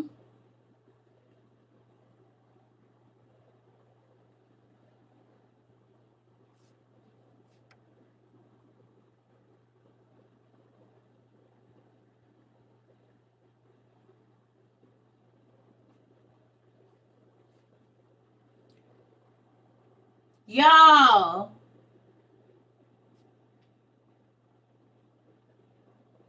Oh my God. Okay. So I'm about to show y'all something because this is something I've never seen on Sacred Text. Y'all ready?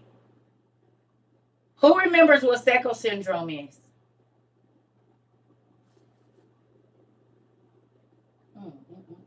This is crazy.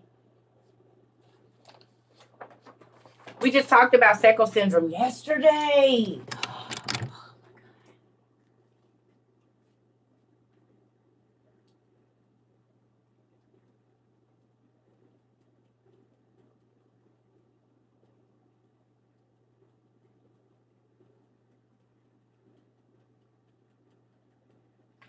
Seckel syndrome is bird syndrome. The man from Minions basically has Seckel syndrome, Gru, or whatever his name is.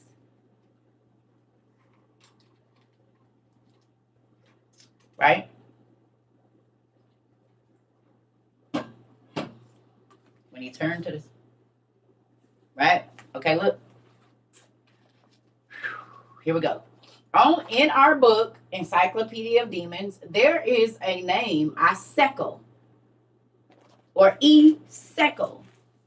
It's a demon.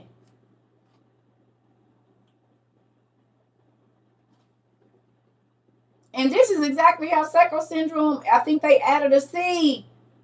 And he is a demon.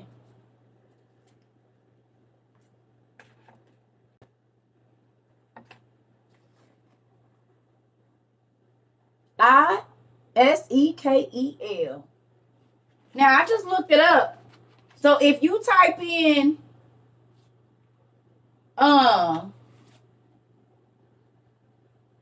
servitors of Amion, servitors of Amamon.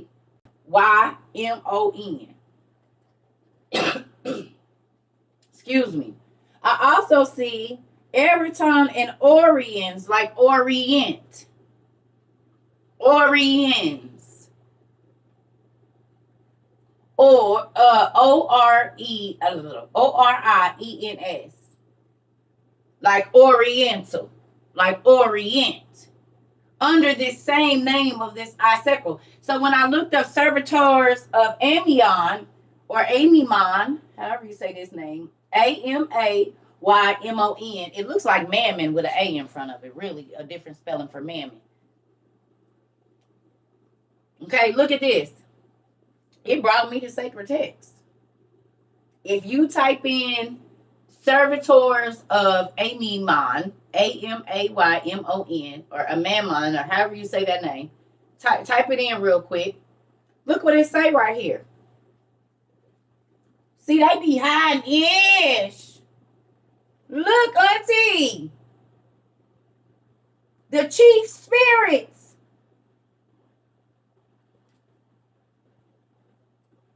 The chief spirits, Lucifer, Leviathan, Satan, Belial, Ashtaroth, Maggot, Asmodee, other known as Asmodeus, Beelzebub, Oriens, or the Orions, or the Urians, I told y'all ORIRER, or the Hurrians, if you take that H off, the Hurrians, the Hurrians, hold on. Paimon, Eritron, all of these. Look at Hosen from the Chaldaic. Y'all seeing this?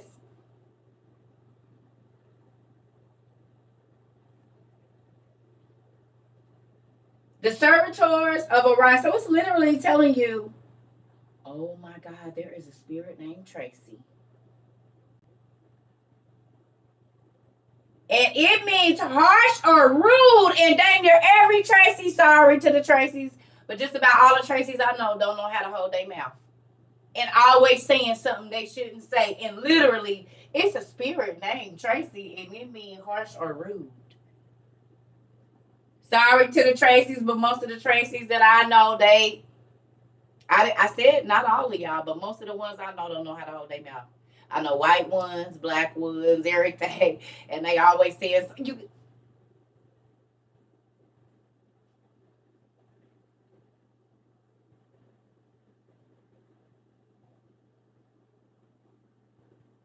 That's crazy. Tracy from the Greek, trachus, equals harsh and rude. You said that's a fact. Mm-mm.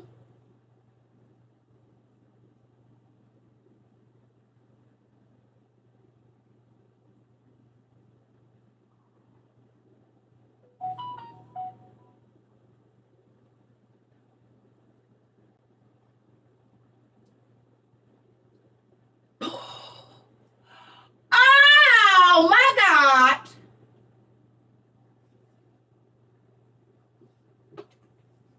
Whose mind that has ever been in the black community or any studied any history about the black folks in America? Who is ready for your mind to be blown? Oh my God. Let me ask you a question. Anybody ever been on MLK in a black neighborhood? Every MLK that I have ever been on is a danger damn zone, a death trap at some point in time during the day.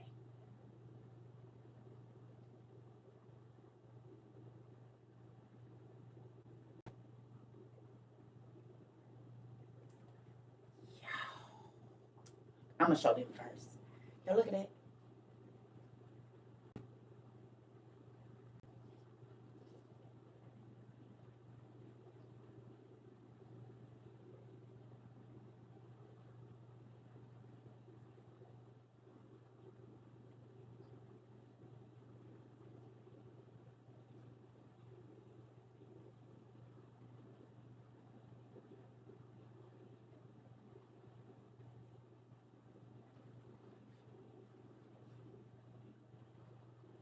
MLK in the Hebrew stand for Molech, the god.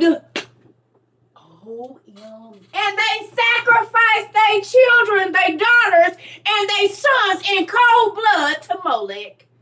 Oh, y'all, I need to go give me 2 minutes.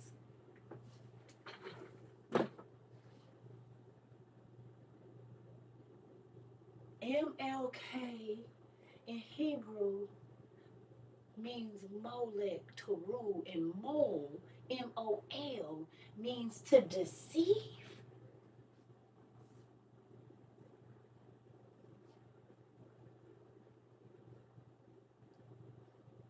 So what is the whole trick for Martin Luther King is to get us to be celebrating Molech on that day? That's scary. Oh my God, that's why they don't care. Because the leaders of this if y'all seen that video where old boy snuck into the Bohemian Grove, they was paying him out in bail. That's why they don't care about having the MLK, because they know what the MLK really stands for, because that's their God, Molech. And what's so crazy, in the show that we was watching on NBC, the dude took the name Molech, and he was giving the government the business. OM freaking G. That's why they don't care about having the statues of Martin Luther King everywhere, and they don't put Martin Luther King, they put MLK. That's crazy. Oh my. Wow.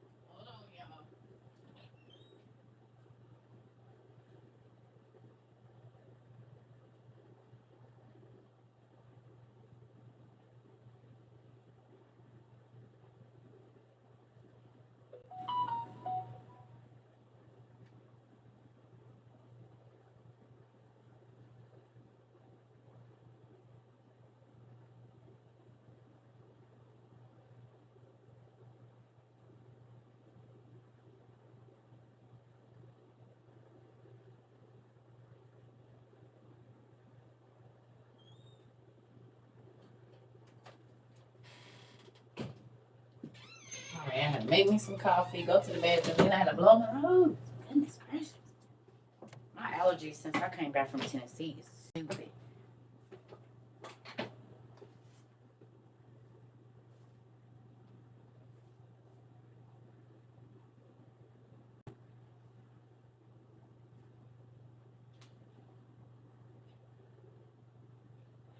Okay, so did y'all go to the page? Because I want y'all to go here. Did y'all type in what I told y'all to type in? Because this came up on Sacred Text. I need y'all to go to this page with me.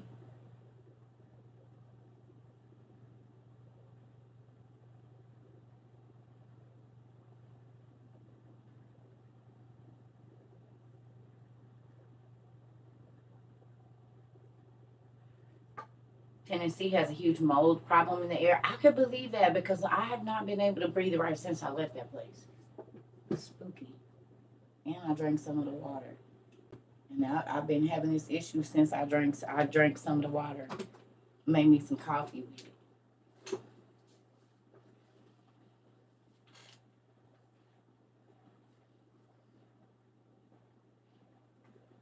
Okay. Listen.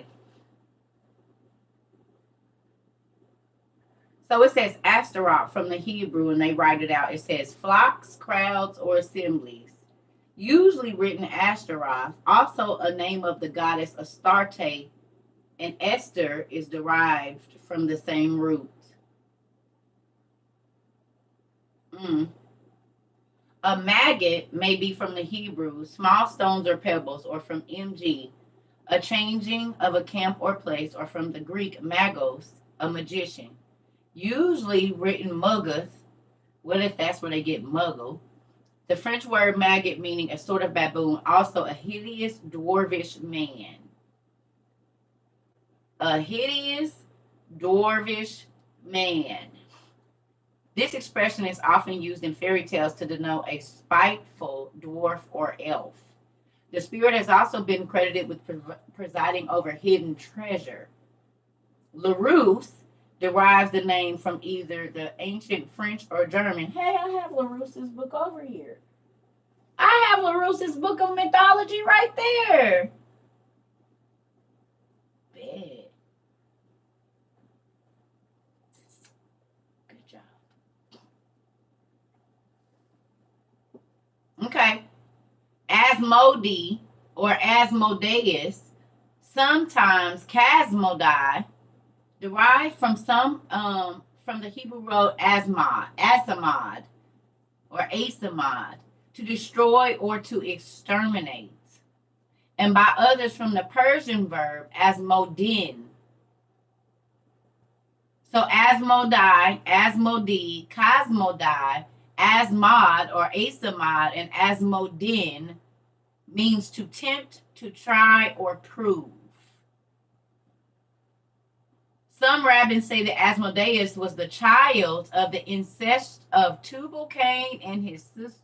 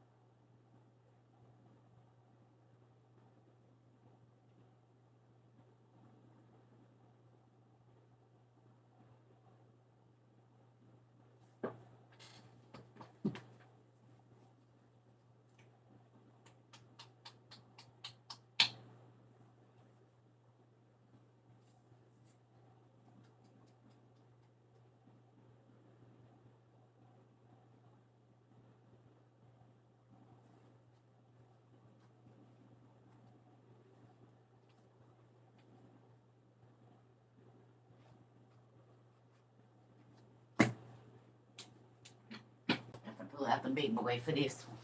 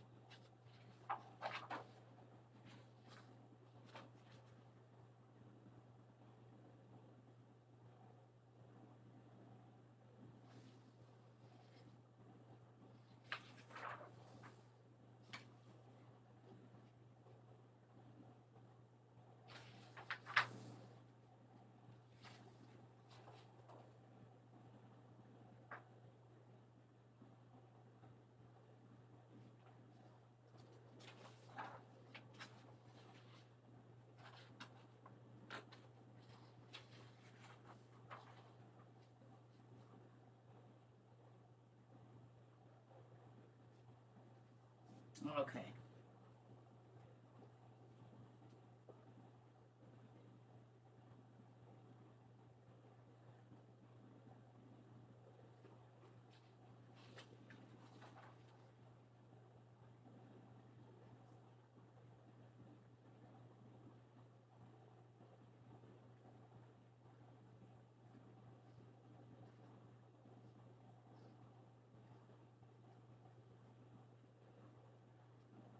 So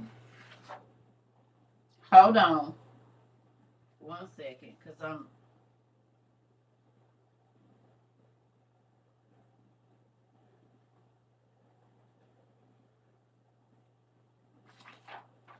Give me 1 second, y'all. I'm looking for a specific thing.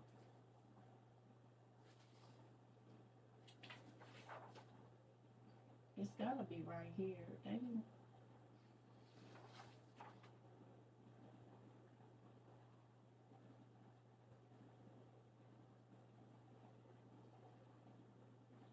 Okay, here it go. I'm sorry, it was right in the front.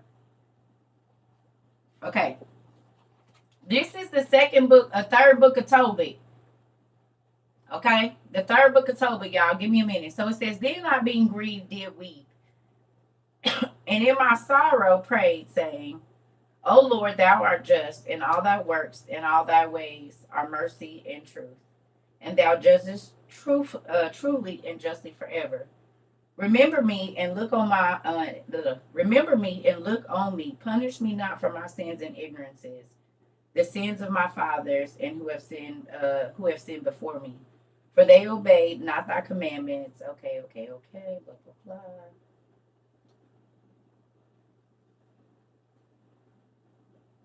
Okay. Okay, so it says, "It came to pass the same day that in Ecbatani, or Ecbat, however you say that, a city of Media, Sarah, the daughter of Raguel, was approached by her father's maids because that she had been married to 7 husbands. Here we go, right here. Whom Asmodeus, the evil spirit, had killed before they had lain with her.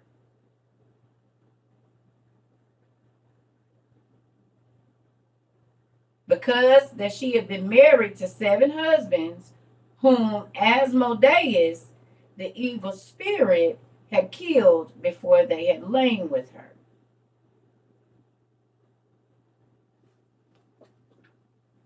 Are y'all getting this? So then it says that somewhere that Tubal Cain and Naamah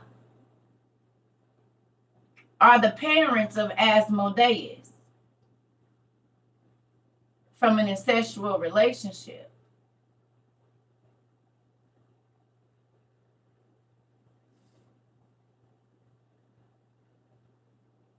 Asmodeus is the demon that comes in the movie The Exorcist of the Pope with Russell Crowe. And he show up a lot, Asmodai.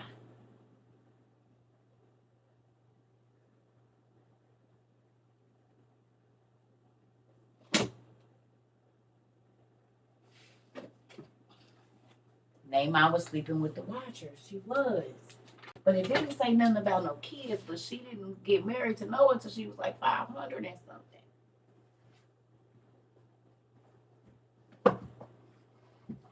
That's why I was like, wait a minute. Hold on. Hold on. Now, I don't know if it's true, but I'm going to tell you what that made me think about. The Testament of Solomon in our book 1.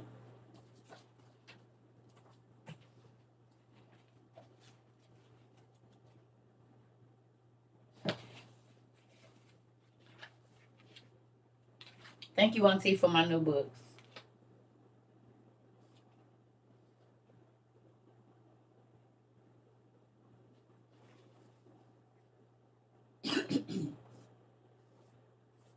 Y'all.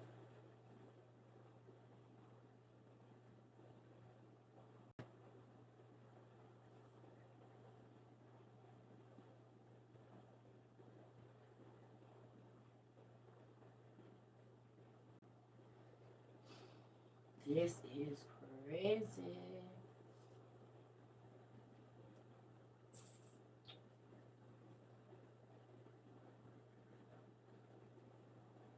Mm.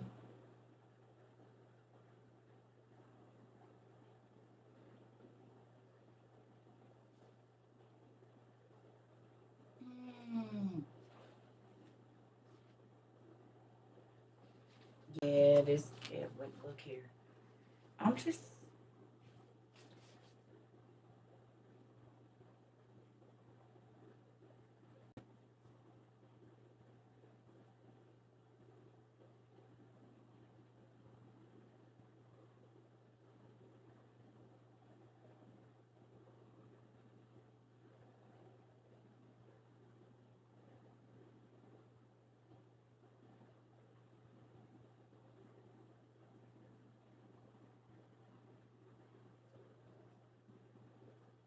Please go to page 948, book one. 948, book one. I gotta get my highlighter. I don't think this does this one work. Yes. 948. Book one real quick. Oh my goodness. I need to screenshot this page. It's a lot going on in my mind right now because my mind is like, if you ever saw Mr. Megorium's Wonder Emporium, that's about what it's feeling like about right now. Y'all seen Mr. Megorium's Wonder Emporium? Y'all watch that with the kids? Y'all watch Mr. Megorium's Wonder Emporium and Nanny McPhee? Can I tell y'all something? If y'all ever want y'all kids to meet me, y'all need to let them watch Nanny McPhee first. 1 and 2. And tell them TT CERCA is like Nanny McPhee. Mhm. Make sure you let them know that. So if they ever want to meet me, they need to know that I'm Nanny McPhee. So we right now.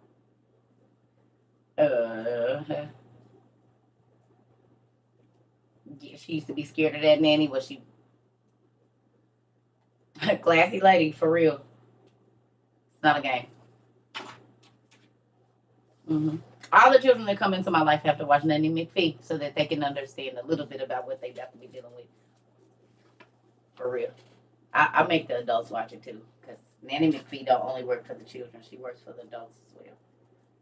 All right. Did y'all make it to page 948? We about to be all around the place, and then I'm gonna get off here and go eat. Y'all ready?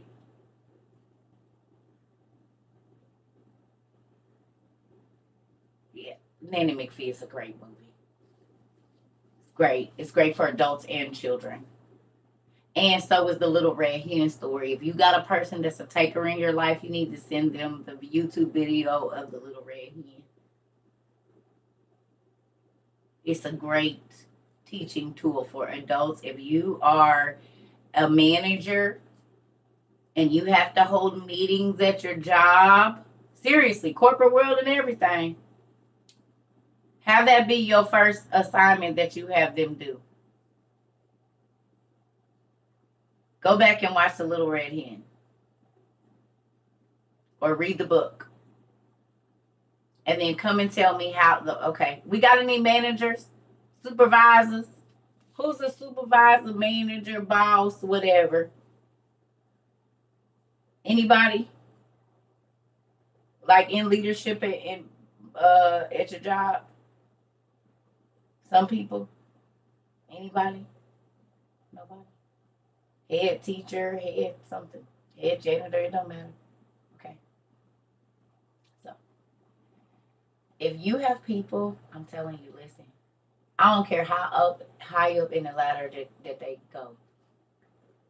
Whether you're middle management and got somebody over you that seem to not understand, below you, whatever. This is a huge teaching tool. I'm telling y'all. When you in a meeting, if you get to you know, do a presentation or put up something for the meeting, I would find the Little Red Hen.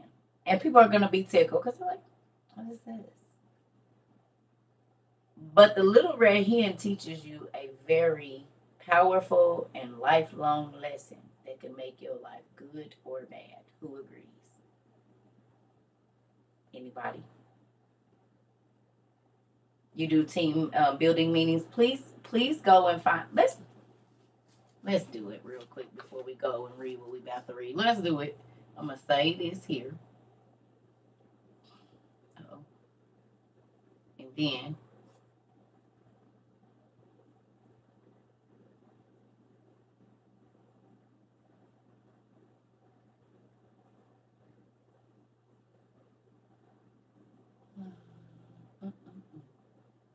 let's do it.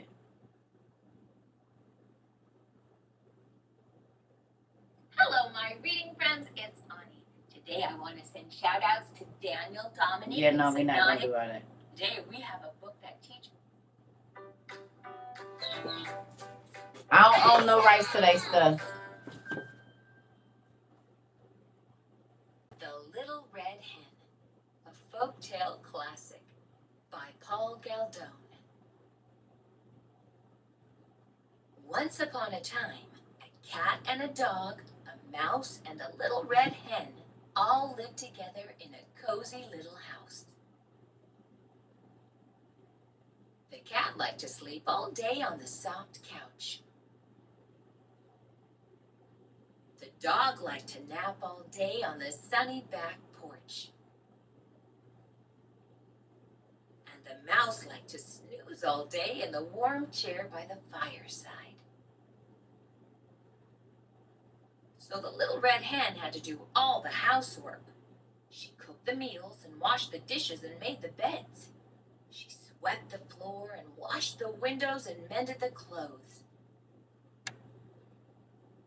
She raked the leaves and mowed the grass and hoed the garden. One day when she was hoeing the garden, she found some grains of wheat. "Who will plant this wheat?" cried the little red hen. "Not I," said the cat.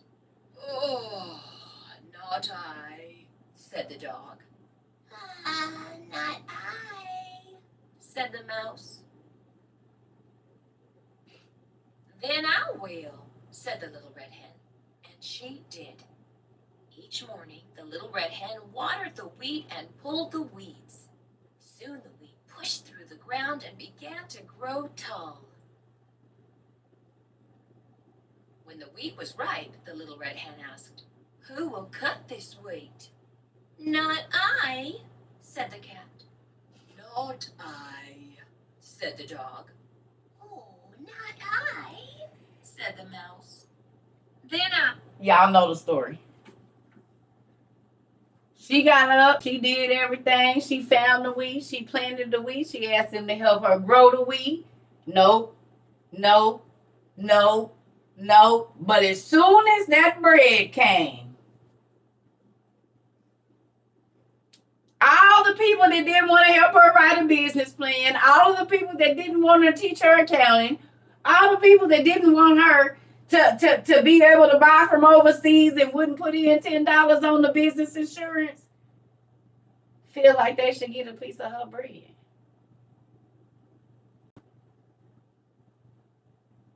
There are people in your job that feel like they can lay around and do nothing, but they want all the credit. And when you ask them for help, they don't give it. But if you get a promotion, now they want a piece of it and want to take credit for it.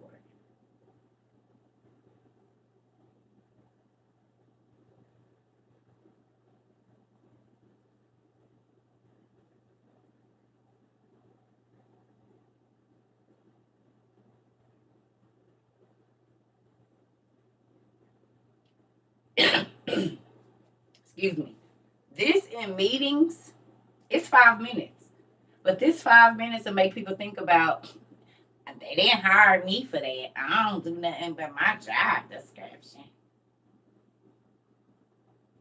Because when we get bonuses, if you don't get one, don't be mad.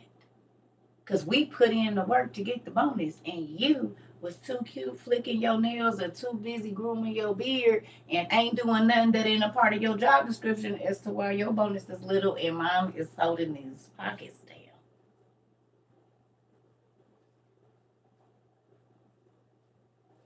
You the reason you not getting the trips, and I'm winning them and the TVs because I got more tickets to put in because I'm sowing my seeds at work. She probably no. I'm actually hitting my bonus. You just don't know that. I'm actually going in management, asking them what can I do to improve because I like it here and I see that this is a good future for me. But then you want to be mad when I don't want to share my bread with you.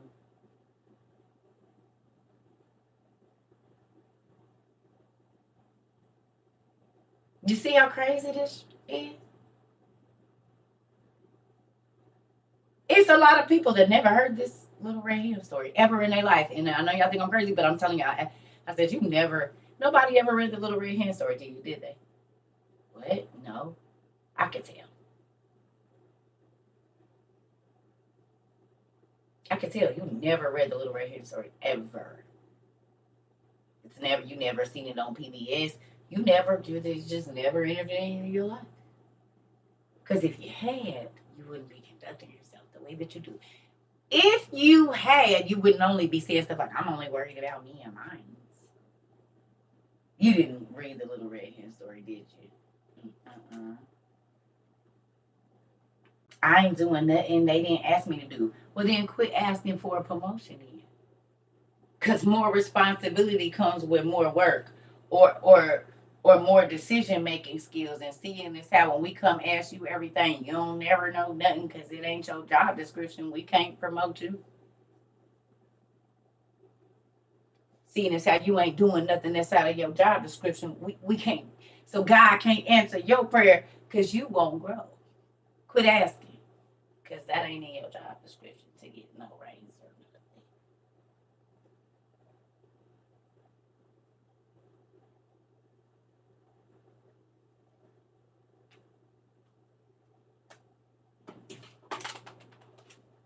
Tell you what my daddy told me.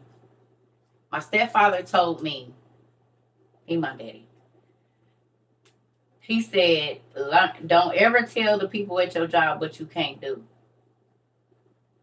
He said, every single thing they ask you to do, you do it. He said, because you know what?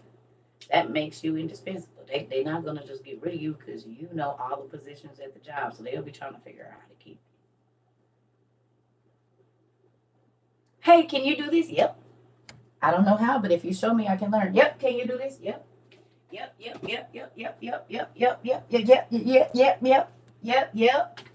Yep. Yep, I can. Yep, I can. Cause all this going on my resume. What? Get it? What? Get it? Whether I'm efficient in it or not, I got entry level, baby. So even if I'm not gonna be here for a long time, now when I leave here, I had skills that I didn't have when I got here, and I can write them on paper, whether it's entry level, moderate, or whatever. I got it. Do you know how to do bookkeeping? I did a little bit when my grandma went to church. We had to take money to the bank and add up the pennies, and oh, that's basic accounting. Yeah. So when I worked in collections, I would go and sit in the bookkeeping room and ask them what they was doing. Okay, so what is this?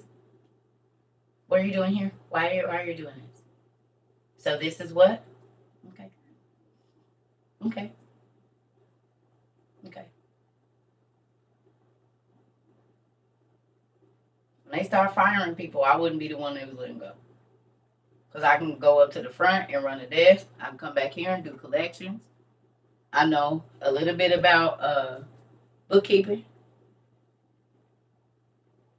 I can work the copy room. I know how to do the ordering. And I know how to call and do the bankruptcy stuff, get all the bankruptcy documents out. It's too many places in this place I could be. You said I come in late every Monday. I know, but y'all need me. I'm gonna be here late on Monday, but y'all know what I'm here. I work real good in every area that y'all need me to. So y'all deal with it. But she and he come to work and they fine and fresh and here on time and don't do nothing all day while they here just in I organize file rooms. I just love it because I'm keep myself busy. I don't need you to tell me nothing. I'm gonna keep my what you need me to do. Just send me in there. Can I work by myself? And if I can't, Just give me all my stuff at one time so I can do it.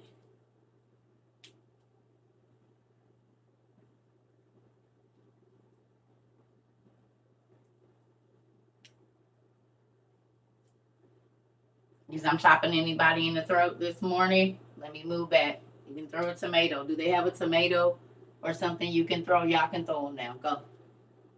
I feel like there should be cabbages and potatoes smacking me right now. The eyes I feel on me. Oh, there go the tomatoes. Look at, I'll take them today. Queen, that's a lot of tomatoes. Dang. That was like 10.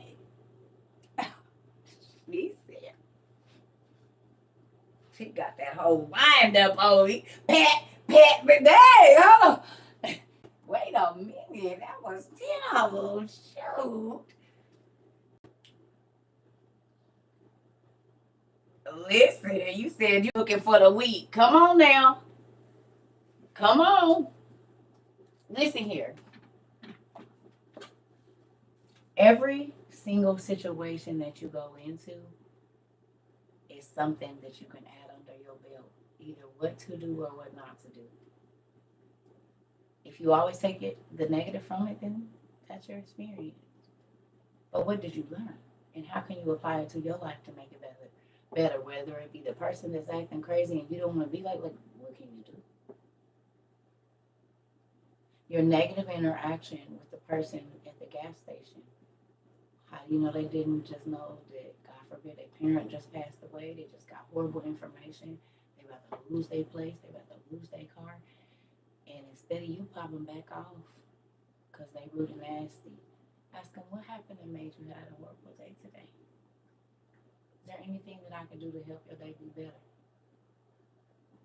A lot of times people will start crying if you say that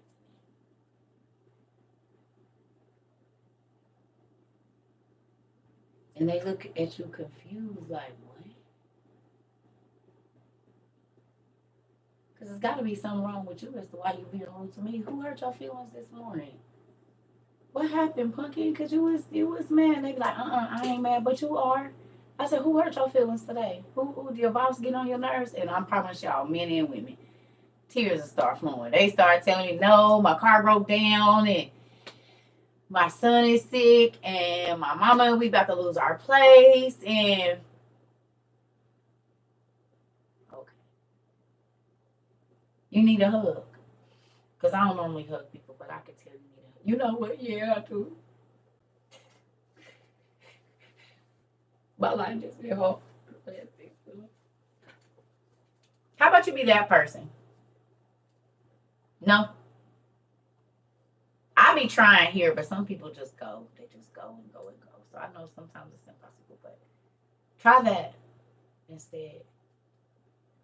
When you run into a rude person, ask them, is there anything I can do to help your day be better? Because maybe nobody even asked you today what's wrong or who hurt you or who made you feel like you wasn't nothing. You said after 2 years, my Bible group has reported me to the church for being gay. I'm outside. Oh, they put you out. I done told y'all quit getting put out now. How many people been put out in the last year? Goodness gracious. Didn't I tell you don't get put out?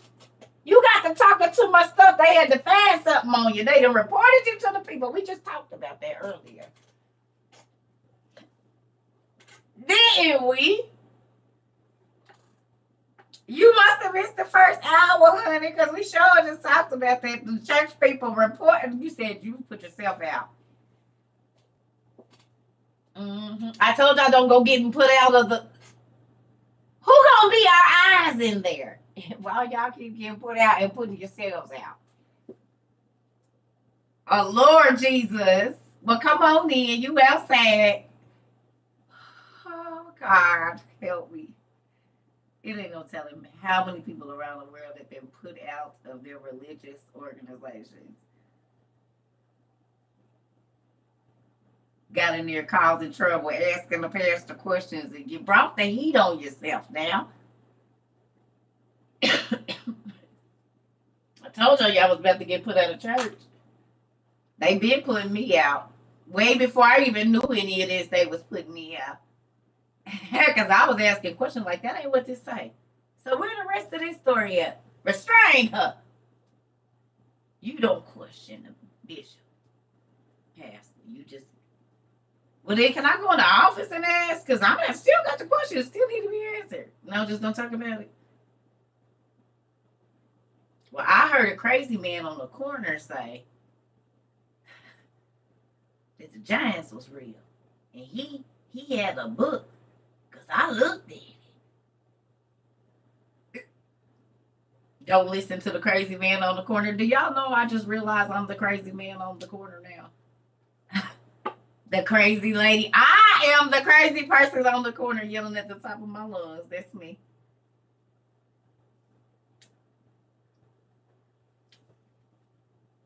Y'all want to hear something real crazy that I'm about to get off because we've been on here for 142 minutes and 44 seconds. Guess what revelation my dad keeps giving me, but he gave it to me again, and it brought me to tears yesterday morning.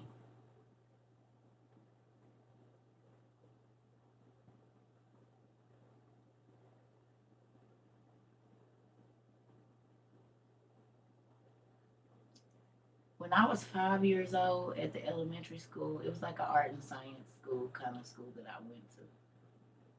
Oh boy, from Reading Rainbow, okay? They used to roll the TV in on that stand. Y'all remember the big square TV, and everybody had to sit on the floor. Well, at the school I went to, we had to sit on the floor. We had like our little mats in there. We had to sit on the floor and watch Reading Rainbow, right? LeVar. Y'all remember they used to roll it in and had a big old VCR on it? Y'all, we did an audio visual thing. And my first video thing that I did was a version of Reading Rainbow because I wanted to be like old dude from Reading Rainbow. I wanted to show people how amazing books were. I'm 5, 6 years old. I give myself first grade. And we had to do like our own little video skit type thing. We did in living color too, but it was something with bugs. But this was my first, me having to build a TV little box and act like I'm doing a show. It was Reading Rainbow. Y'all, I'm a black lady that sits in front of bookshelves and stuff and take y'all all around the world into ancient places, and we read about dinosaurs and knights and mermaids and astronauts and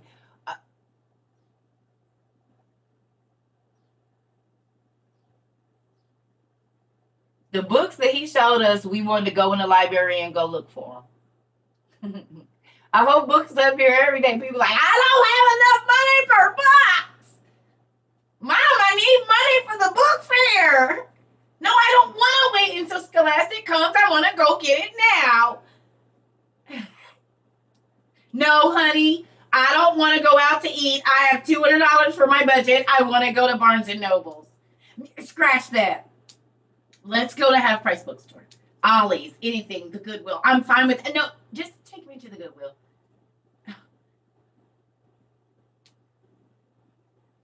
He literally showed me.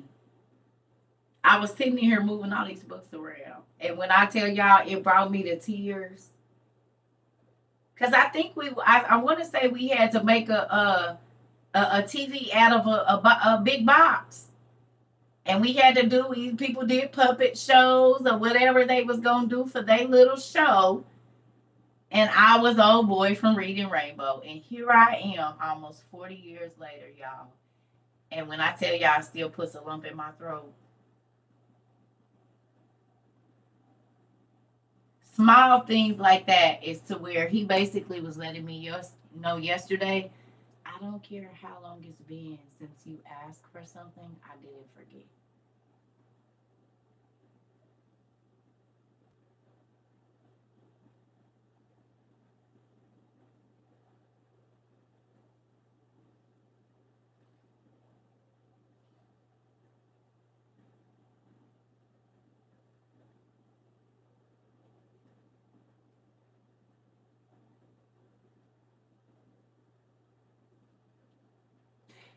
wanted people to love books like I love books.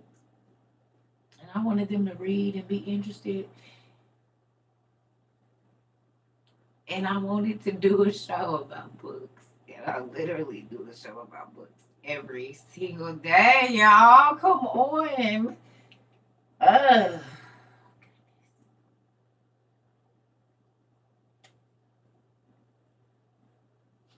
I've been known for a lot of things.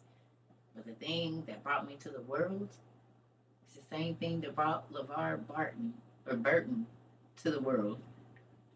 Sitting there in front of some books, reading and showing you how amazing they are and what things are hidden there and how much you can learn. God has not forgot the things that you ask him for. It's just when you are ready to receive it, y'all. Dreams do come true. I used to tell him, I just want to walk around giving people stuff, helping people. You need your light bill paid, we can pay it. This is a dream. I have this written down, y'all. That I just want to walk around and be able to help complete strangers that can't give me nothing. And I literally do that. I prayed that prayer back in like 2010, 2012 when I was building my other business. I said, the money that I make, I'm just going to give it away. And literally, TikTok allowed that to happen. Not that I haven't did it before, because my ex-husband used to be mad because I'm taking these ties and we're going to help these people pay their rent. We're going to help them keep their car, or even buy them some groceries. Oh, I ain't nothing. You got to give it away anyway. The church got enough money. They about to get evicted. So we taking this $450, the ties, for this 2 weeks. And we about to go help these people pay their rent. And guess what? There was a time when he had lost his job, and we was going through a period, and one of my friends from 20 years, over 30, because we was over 30, 40. I was about 38, so 38 years. My friend of 38 years called me out of the blue and said, you are on my mind. What's going on? I said, I need 700. No, first I said nothing. She said, nope. The way God won't let you out of my mind, something's going on. I said, girl, we need $750 or I'm about to have to leave because it's a real rough time around here. She said, I'll call you right back. My Cash App dinged. No, my Cash App didn't ding. She sent me a picture. She went and she was in a situation at this time, like buying a house or something. She went for all the money. The money in both of her accounts was $750, which was all she had left because she had just went through some situations for herself, moved out of state and all this. That was the only free money she had. She pulled all the money out of both her accounts and sent it to me.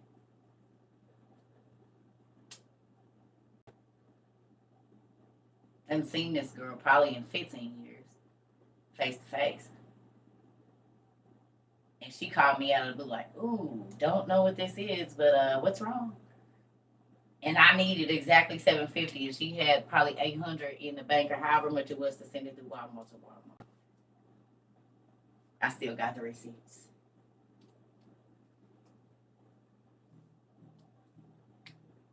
Do you hear me? But then 2 years later, we was able to repay the favor.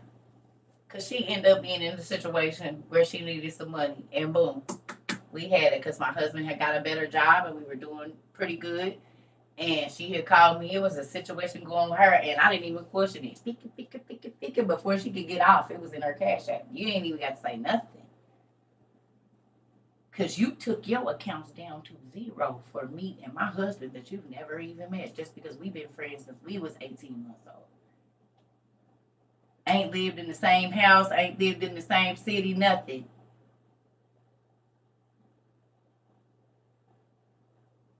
God can send people from far and wide to bless you. People you ain't seen, people you don't know. I told you I was in Florida, said, God, I need $500. Uncle Ty walked up to me, a man I never met. Oh, keep telling me to give you this. Crispy 20s. Crispy, honey, you done took these out the stripper store stack. I know what this is. These just came from, you got the blow and fold them babies. They brand new. He didn't ask me for nothing. He didn't say what you gonna do for a little, change, nothing. He said, something keeps telling me to give you this. And it was the $500 that I prayed for, that I needed. That just happened in 2021.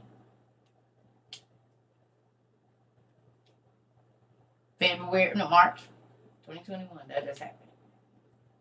So it don't, God, you, if you don't have it, it's only because you don't believe he can do it. Because you feel like it got to come from you working overtime, somebody you know, getting it the wrong way, and that's not the miracle of it. The miracle is him having a perfect stranger walk up to you and say, I have this money in my pocket, and I don't know you, but here. And it's the $375 you need for your light bill. And then they just walk away. And you're like, no, I can't take it. And they're like, no, I have to give it to you. Bye. Tell me you wouldn't rather have that than deal with the family members that's going to run your business down to everybody. You choose. I choose the miracles of God over what I already know going to hurt my feelings, disappoint me, and let me down. And I have since I was 11 years old, and I think that's why people don't too much care for me, and they say whatever. Well, get you some then. You don't got to be jealous. You don't got to be envious. You don't got to try to block my blessings, because he has enough for us all. But you don't believe he could do it for you. So then you don't see the miracles. And that just goes right into the word when it said it was some places got Bethsaida, Capernaum, and the other place, and a few other places. God couldn't do no miracles only because the people didn't believe that he could. That's the only reason that the blind wasn't healed and the poor wasn't taken out of poverty, because they didn't believe he could do it. But I believe. Don't be mad at me. Get your belief up. That's what I'm going to say. I ain't going to say wait. Get your belief up. And anytime there's a situation that is out of your control, that is to grow your faith in the supernatural, in God, a person that can do something you can't. He said, whose part are you going to believe, mine or man? Like, you don't see miracles because you don't want to. God, if God was real, you would be, he is. You just mad because your faith ain't real. And supernatural is not going to come from the way that you think it should, or else it would not be supernatural. It's not supernatural if it's man-made. But if you pray in your closet and don't tell nobody about what you need, and you walk outside and go to the store, and the person behind you, and ooh, I keep telling y'all the story about when me and my ex, before the guy I was with for 3 years before my husband, we was driving from Arizona. We had enough money to get to where we was going. And my kids, we had been on the road eating junk food, and I'm like, they need some hot food. And we was going through Midwest, and it was a Sonic. It was late at night too. We in the car, we got all our stuff, because my family didn't flip out again on that crazy stuff. So we on our way back. The man comes to the car, and I'm like, we just about to spend this money, and we just don't have to worry about it later. Like, I'm not, because I got to get these kids some hot food. Like, we have been on the road since yesterday. Like, it's not going to work. Because I don't really buy hot food when I'm on the road. I normally buy, like, snacks, sandwiches, stuff like that, because I don't want everybody to have to keep stopping and going to the bathroom. We're not going to do that. That's going to take all day. Long story short, the man comes out. He takes our order. Okay? There's 6 of us in this car. We ordered chili dogs, hamburgers, tater tots. So the man, first he came out, he brought our drinks. Well, normally when they bring your drinks, they give you the receipt on there so that you know what your stuff is. Right? So every time the man came back to the van, y'all, he kept asking, well, would you like? And we was like, no, that's okay. He asked the kids, like, y'all want some ice cream? Y'all want some? I mean, it was just all of this stuff. Chili dogs, this, that, just all this stuff. So the man brought the food out. And we like, okay. We sitting there, we waiting for the receipt so we know what to pay. He then brought out some more banana splits. And I mean, it's just so much food in this car, y'all. It was unreal. And we like, sir, because we in a hit town. He trying to set us up. Like, he trying to make it like we gonna stick, because we know we can't afford all this food. Y'all know that man walked out and said, don't worry about it. It's all on me. He said, I'm the manager. I pay for everything, whatever y'all want. He just kept asking my kids, what else you want? What else you want? What else you want? What else y'all want? Y'all want this? Y'all want that? Y'all, nothing on that menu was off limits, and we did not have the money to pay for it. And my ex was like, man, nah, this, bro, like, hey, what is the price? And he was like, it's paid for.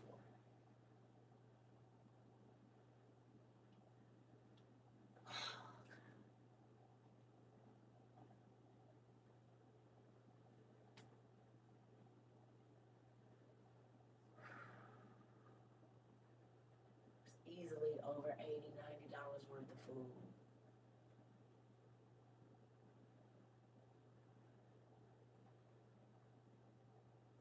The miracles that I have seen might not be big to nobody else. But at the moment that they came, they were every single thing that I needed, y'all. I'm trying to tell you.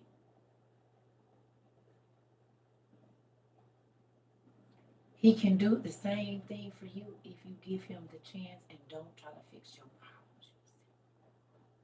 Don't start calling everybody and telling everybody.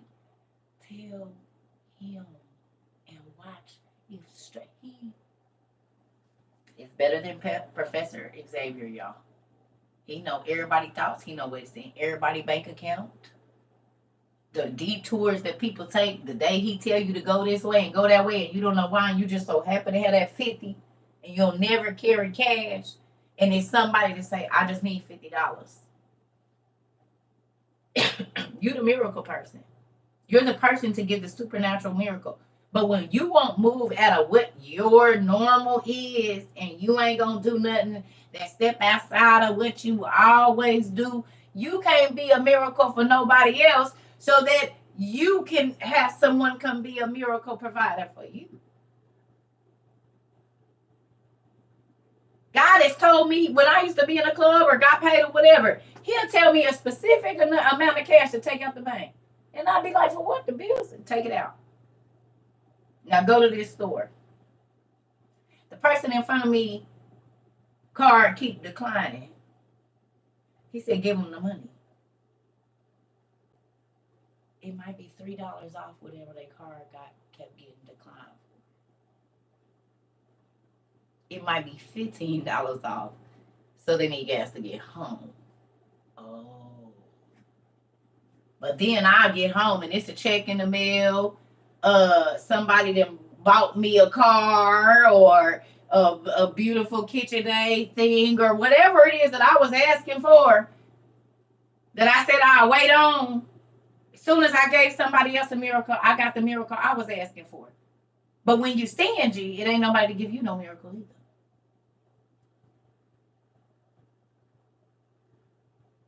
God said I own the cattle, the hills, the gold down in the deep, and the gold over there, and the rubies over there. So why you don't ask me first? And see what I do. And I'll be honest, y'all, I didn't see that in church. That's not where I got that. It's not. It was out here in the streets with and I ain't saying that I didn't go to church at that time, but the relationship of faith that I got, because I went to the church to get money, and I didn't pay my tithes here 20 years, and I couldn't get nothing, not even $200 to help. And then when I did, I had to pay it back. But I've been paying $6,000 a year or $5,000 a year or whatever in tithes to this church for 10 years, plus offerings. That's just tithes. That's not offerings. There might be $100 every other Saturday, or giving into this and then this auxiliary and that auxiliary to the tune of 20% of my income, and I didn't make very much at that time, maybe.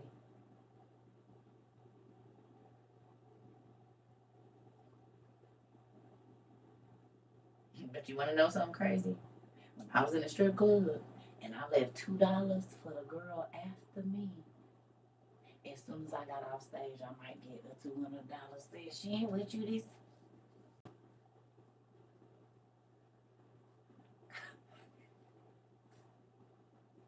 Girl, let me leave 20 next time. Girl, you let 20. That's yours, girl. That's yours.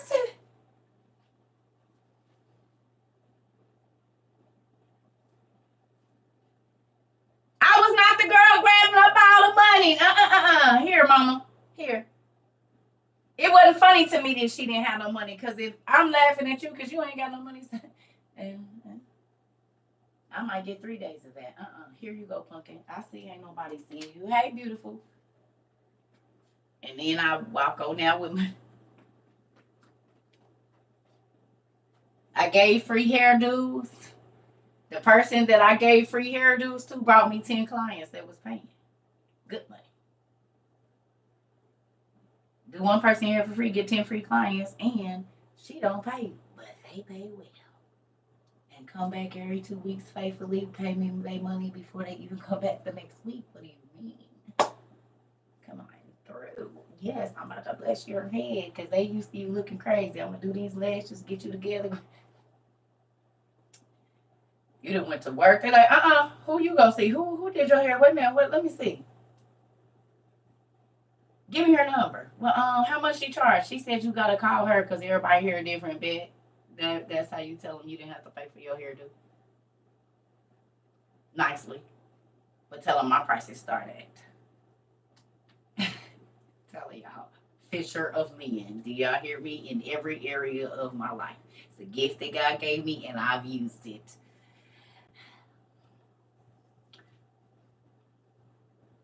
Before a tree can give you any apples, don't you have to take care of it first?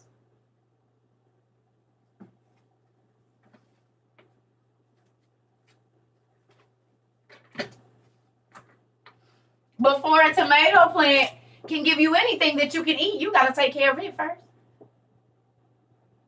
You got to water it and keep the bugs off of it and take care of it so that you can reap the benefit of that. So how is it that you think that you don't got to take care of what you want to reap the benefit of? That don't make no sense.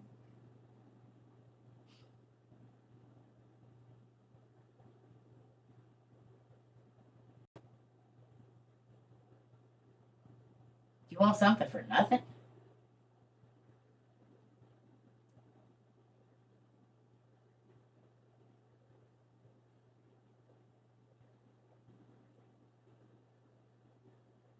In order to reap, you have to sow. So if you stingy, don't be mad because don't nobody want to do nothing for you. If you only worried about you and yours, that's the same energy you're going to get back. If you always talking about somebody always going to be talking about you. If you always pointing out everybody else's flaws, it's always going to be somebody to point out your flaws. Multiply. So when you date you one person, you date one person and you got 10.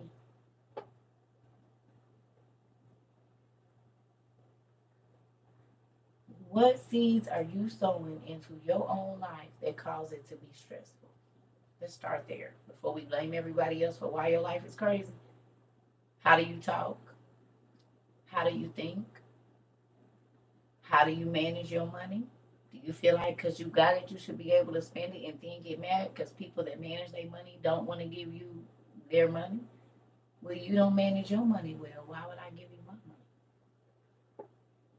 If you lose your own money, if you blow your own money, you'll blow my money too. And you work for yours. You said thank you for this throat chop. Do I need to move up? Queen, is it any more fruit or vegetables coming my way?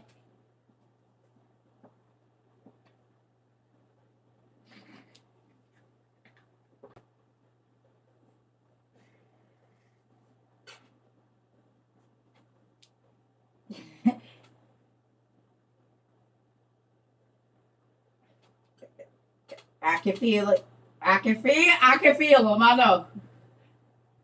I just washed my hair. I don't need no more tomatoes. Y'all can at least throw broccoli.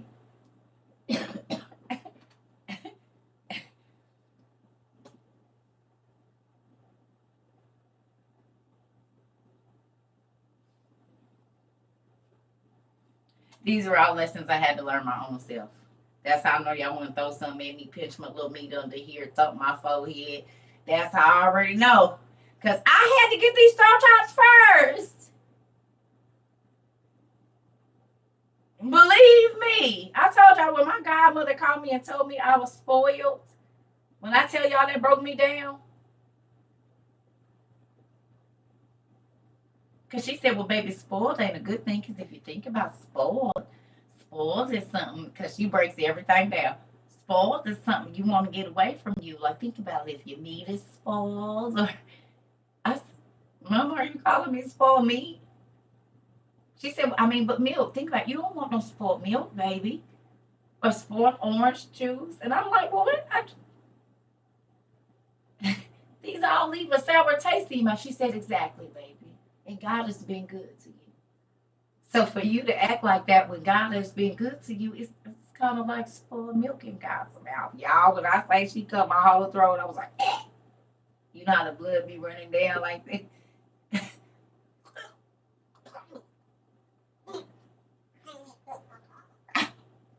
Ah, Mama, did you just call me spoiled milk and orange juice? Have you ever smelled spoiled milk and orange juice? Mama!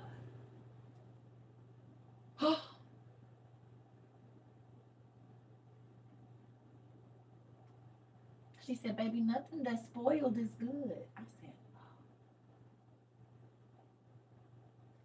oh. Have you ever smelled spoiled pasta? It smells like death. Leave some macaroni and cheese on the eye with a little bit of juice in it. I mean, not the eye, but for a couple of days and go away and forget it. You'll come back and think it's a body in your kitchen.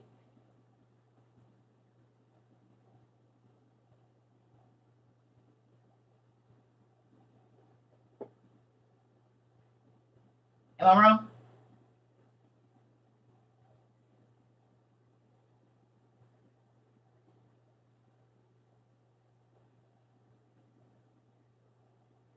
Let some orange juice spoil. Let's smell it. I'm trying to think of something else. Rice. Rice. Rice. You leave rice in too long in the heat. Fermented rice smell like the garbage disposal sludge in the sludge from the inside of the toilet. These are all spoiled things. Spoiled cream, come on. And they explode and make a mess everywhere. Now everything stinks. Ain't that crazy? That's what sin do. It get on everybody. And now everybody's stinking spoiled. When you get your friends into your sin with you, your family members, or you get in your family sin, everybody stink like spoiled milk. Can I ask you a question?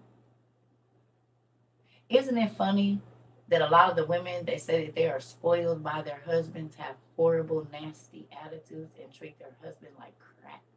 Or vice versa. She spoils her husband and he treats her like dirt. Spoiled kids.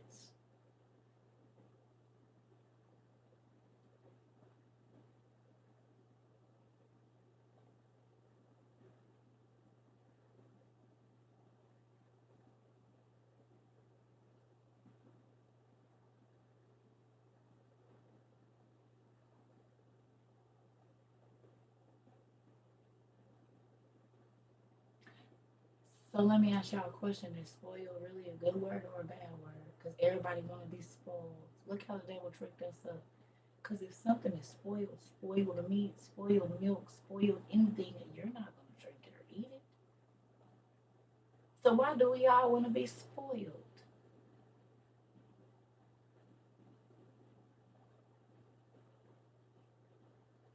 Sour, no good, not good to the taste, stinky.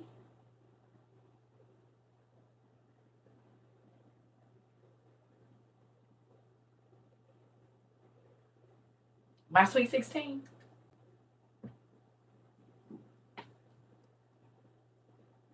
These kids that's getting Teslas at 16 years old talking about they ain't gonna drive it. They turned my damn stomach. Because I couldn't even, I had a 1980 Chevy station wagon, probably. And then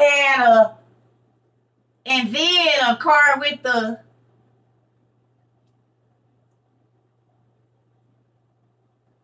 might be 4 colors, but it rolled and my homies was jumping in. We out here. You didn't see it. And showing up proud like the soul beat with our little music in the back, you know? What you just said. Mm-hmm. Here's mommy. Look, can't even roll the window down all the way. Got to take the door off, roll the window down, put it back together. But we riding. And the air only work on this side, so we gonna point the the thing, this the vent, so that way it'll kind of blow in the middle and hopefully it spread out. You crack your window a little bit, and then we just gonna have to pat dry and get some. We gonna stop at the Quick Trip, get something to drink, so that way you can stay cool. Get you one of those little neck things, put it in there.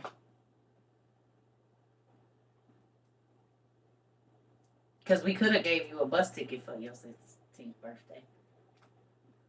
A all year 365-day pass.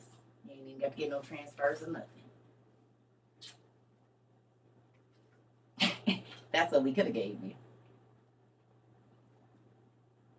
And I'm going to tell you why that's not funny. Because my mom used to come pick me up from different places. And when I wasn't ready when she got there, she had my brother go get me a bus ticket in Arizona, a Metro card. Okay? That was good for the whole year. And unlimited transfers, that was 365. You riding on short, whatever buses you need to get over wherever you're going, it's to the beat. Swipe it and go. You ain't got to worry about not being ready to go. You'll get here when you get here.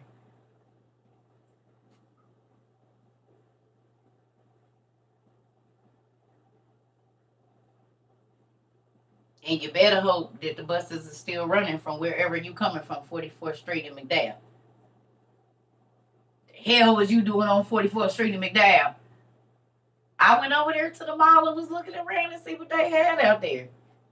That's when they was like, just building up all this out there. I'm all the way on the other side of the damn city. We on 44th Avenue. We live on 41st Avenue. And if you know anything about Arizona, the streets and the avenues is the same. So if you on Central, it's First Street, this way. First Avenue, First Street. Second Street, Second Avenue. Third, and so forth and so. 27th Avenue, 27th Street. So it's as far from Central that way. Okay?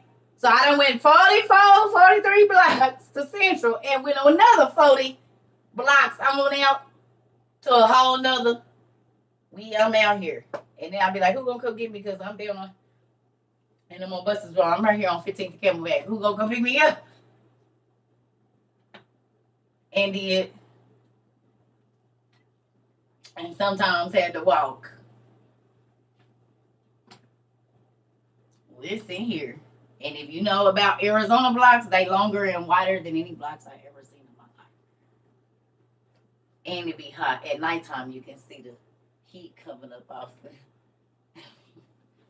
Just sit down right here on this bus stop for a minute. They got to give you free water. Circle K and Slim will give you some water. And then I started in like 10 minutes. Then a cop put me over on my bicycle after curfew. Come on, trying to sneak out and stuff. Y'all know about Arizona blocks? Listen here. You seem like you be walking. I've been walking or whatever.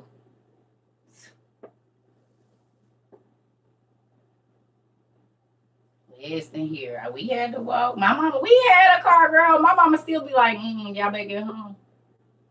And you better be here before I lock my door. We gotta ride in the sewerways and take the alleys and hit fences and pedaling. Like, really, mama? You could have came and got, and then they be sitting on the back porch barbecuing. Y'all wasn't even about to go to sleep. Y'all is up. gotta go to work tonight.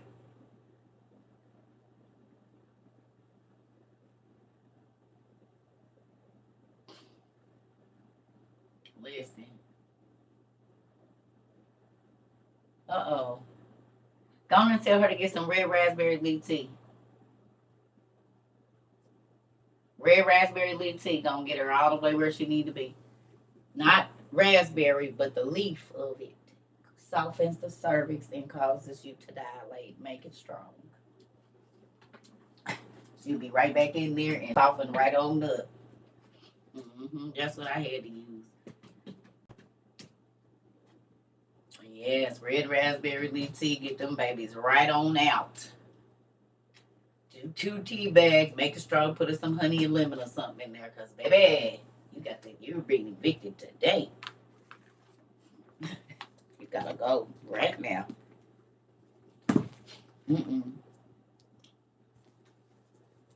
Yep. So I love y'all. I'm about to go eat. I'm about to eat me some blueberry waffles and some chicken. I got me some ranch pieces from Walmart yesterday. I got 2 left, and I got me a crispy wing. I'm about to bust them, and then I got some. I ain't making none from scratch. I got me some blueberry Eggos. I'm about to get that. Put that chicken in the oven. Boom. Bring that out, and probably be asleep. So I'll see you guys later. I'm gonna go watch. What's our show we watching? Sweet Tooth. I love y'all. I'll see y'all in a minute. I'm about to go eat. Miss LaShonda, how are you? I came back yesterday. She's been doing raspberry zinger. She need raspberry leaf. Red raspberry leaf. It's a difference. Cause baby, make that good and strong. She gonna be like, ooh, wait, hold on. Wait a minute. Hold on. Sucky party is my water never broke. And all the dang kids I had, my water never broke. Never. They had to break it every time. My kids, they had me in labor for 5 months. 4 months. Preterm labor, shots. Gotta take albuterol or whatever that stuff was called. They used to the asthma medicine to stop the contractions and all of that. All of that I had to take. Monitor at home. They gotta send the paper printing out all out on the thing. Yes. And so, yeah. And all of that, and I never got the experience of standing up and the water just break. They had to use that little tool, the little knitting thing, and prick it. Niggas. Cheated me out of the whole experience. Had me in labor every night for 4 months, going to this hospital, getting these stupid shots and stuff. Raggities. My kids petty and they petty.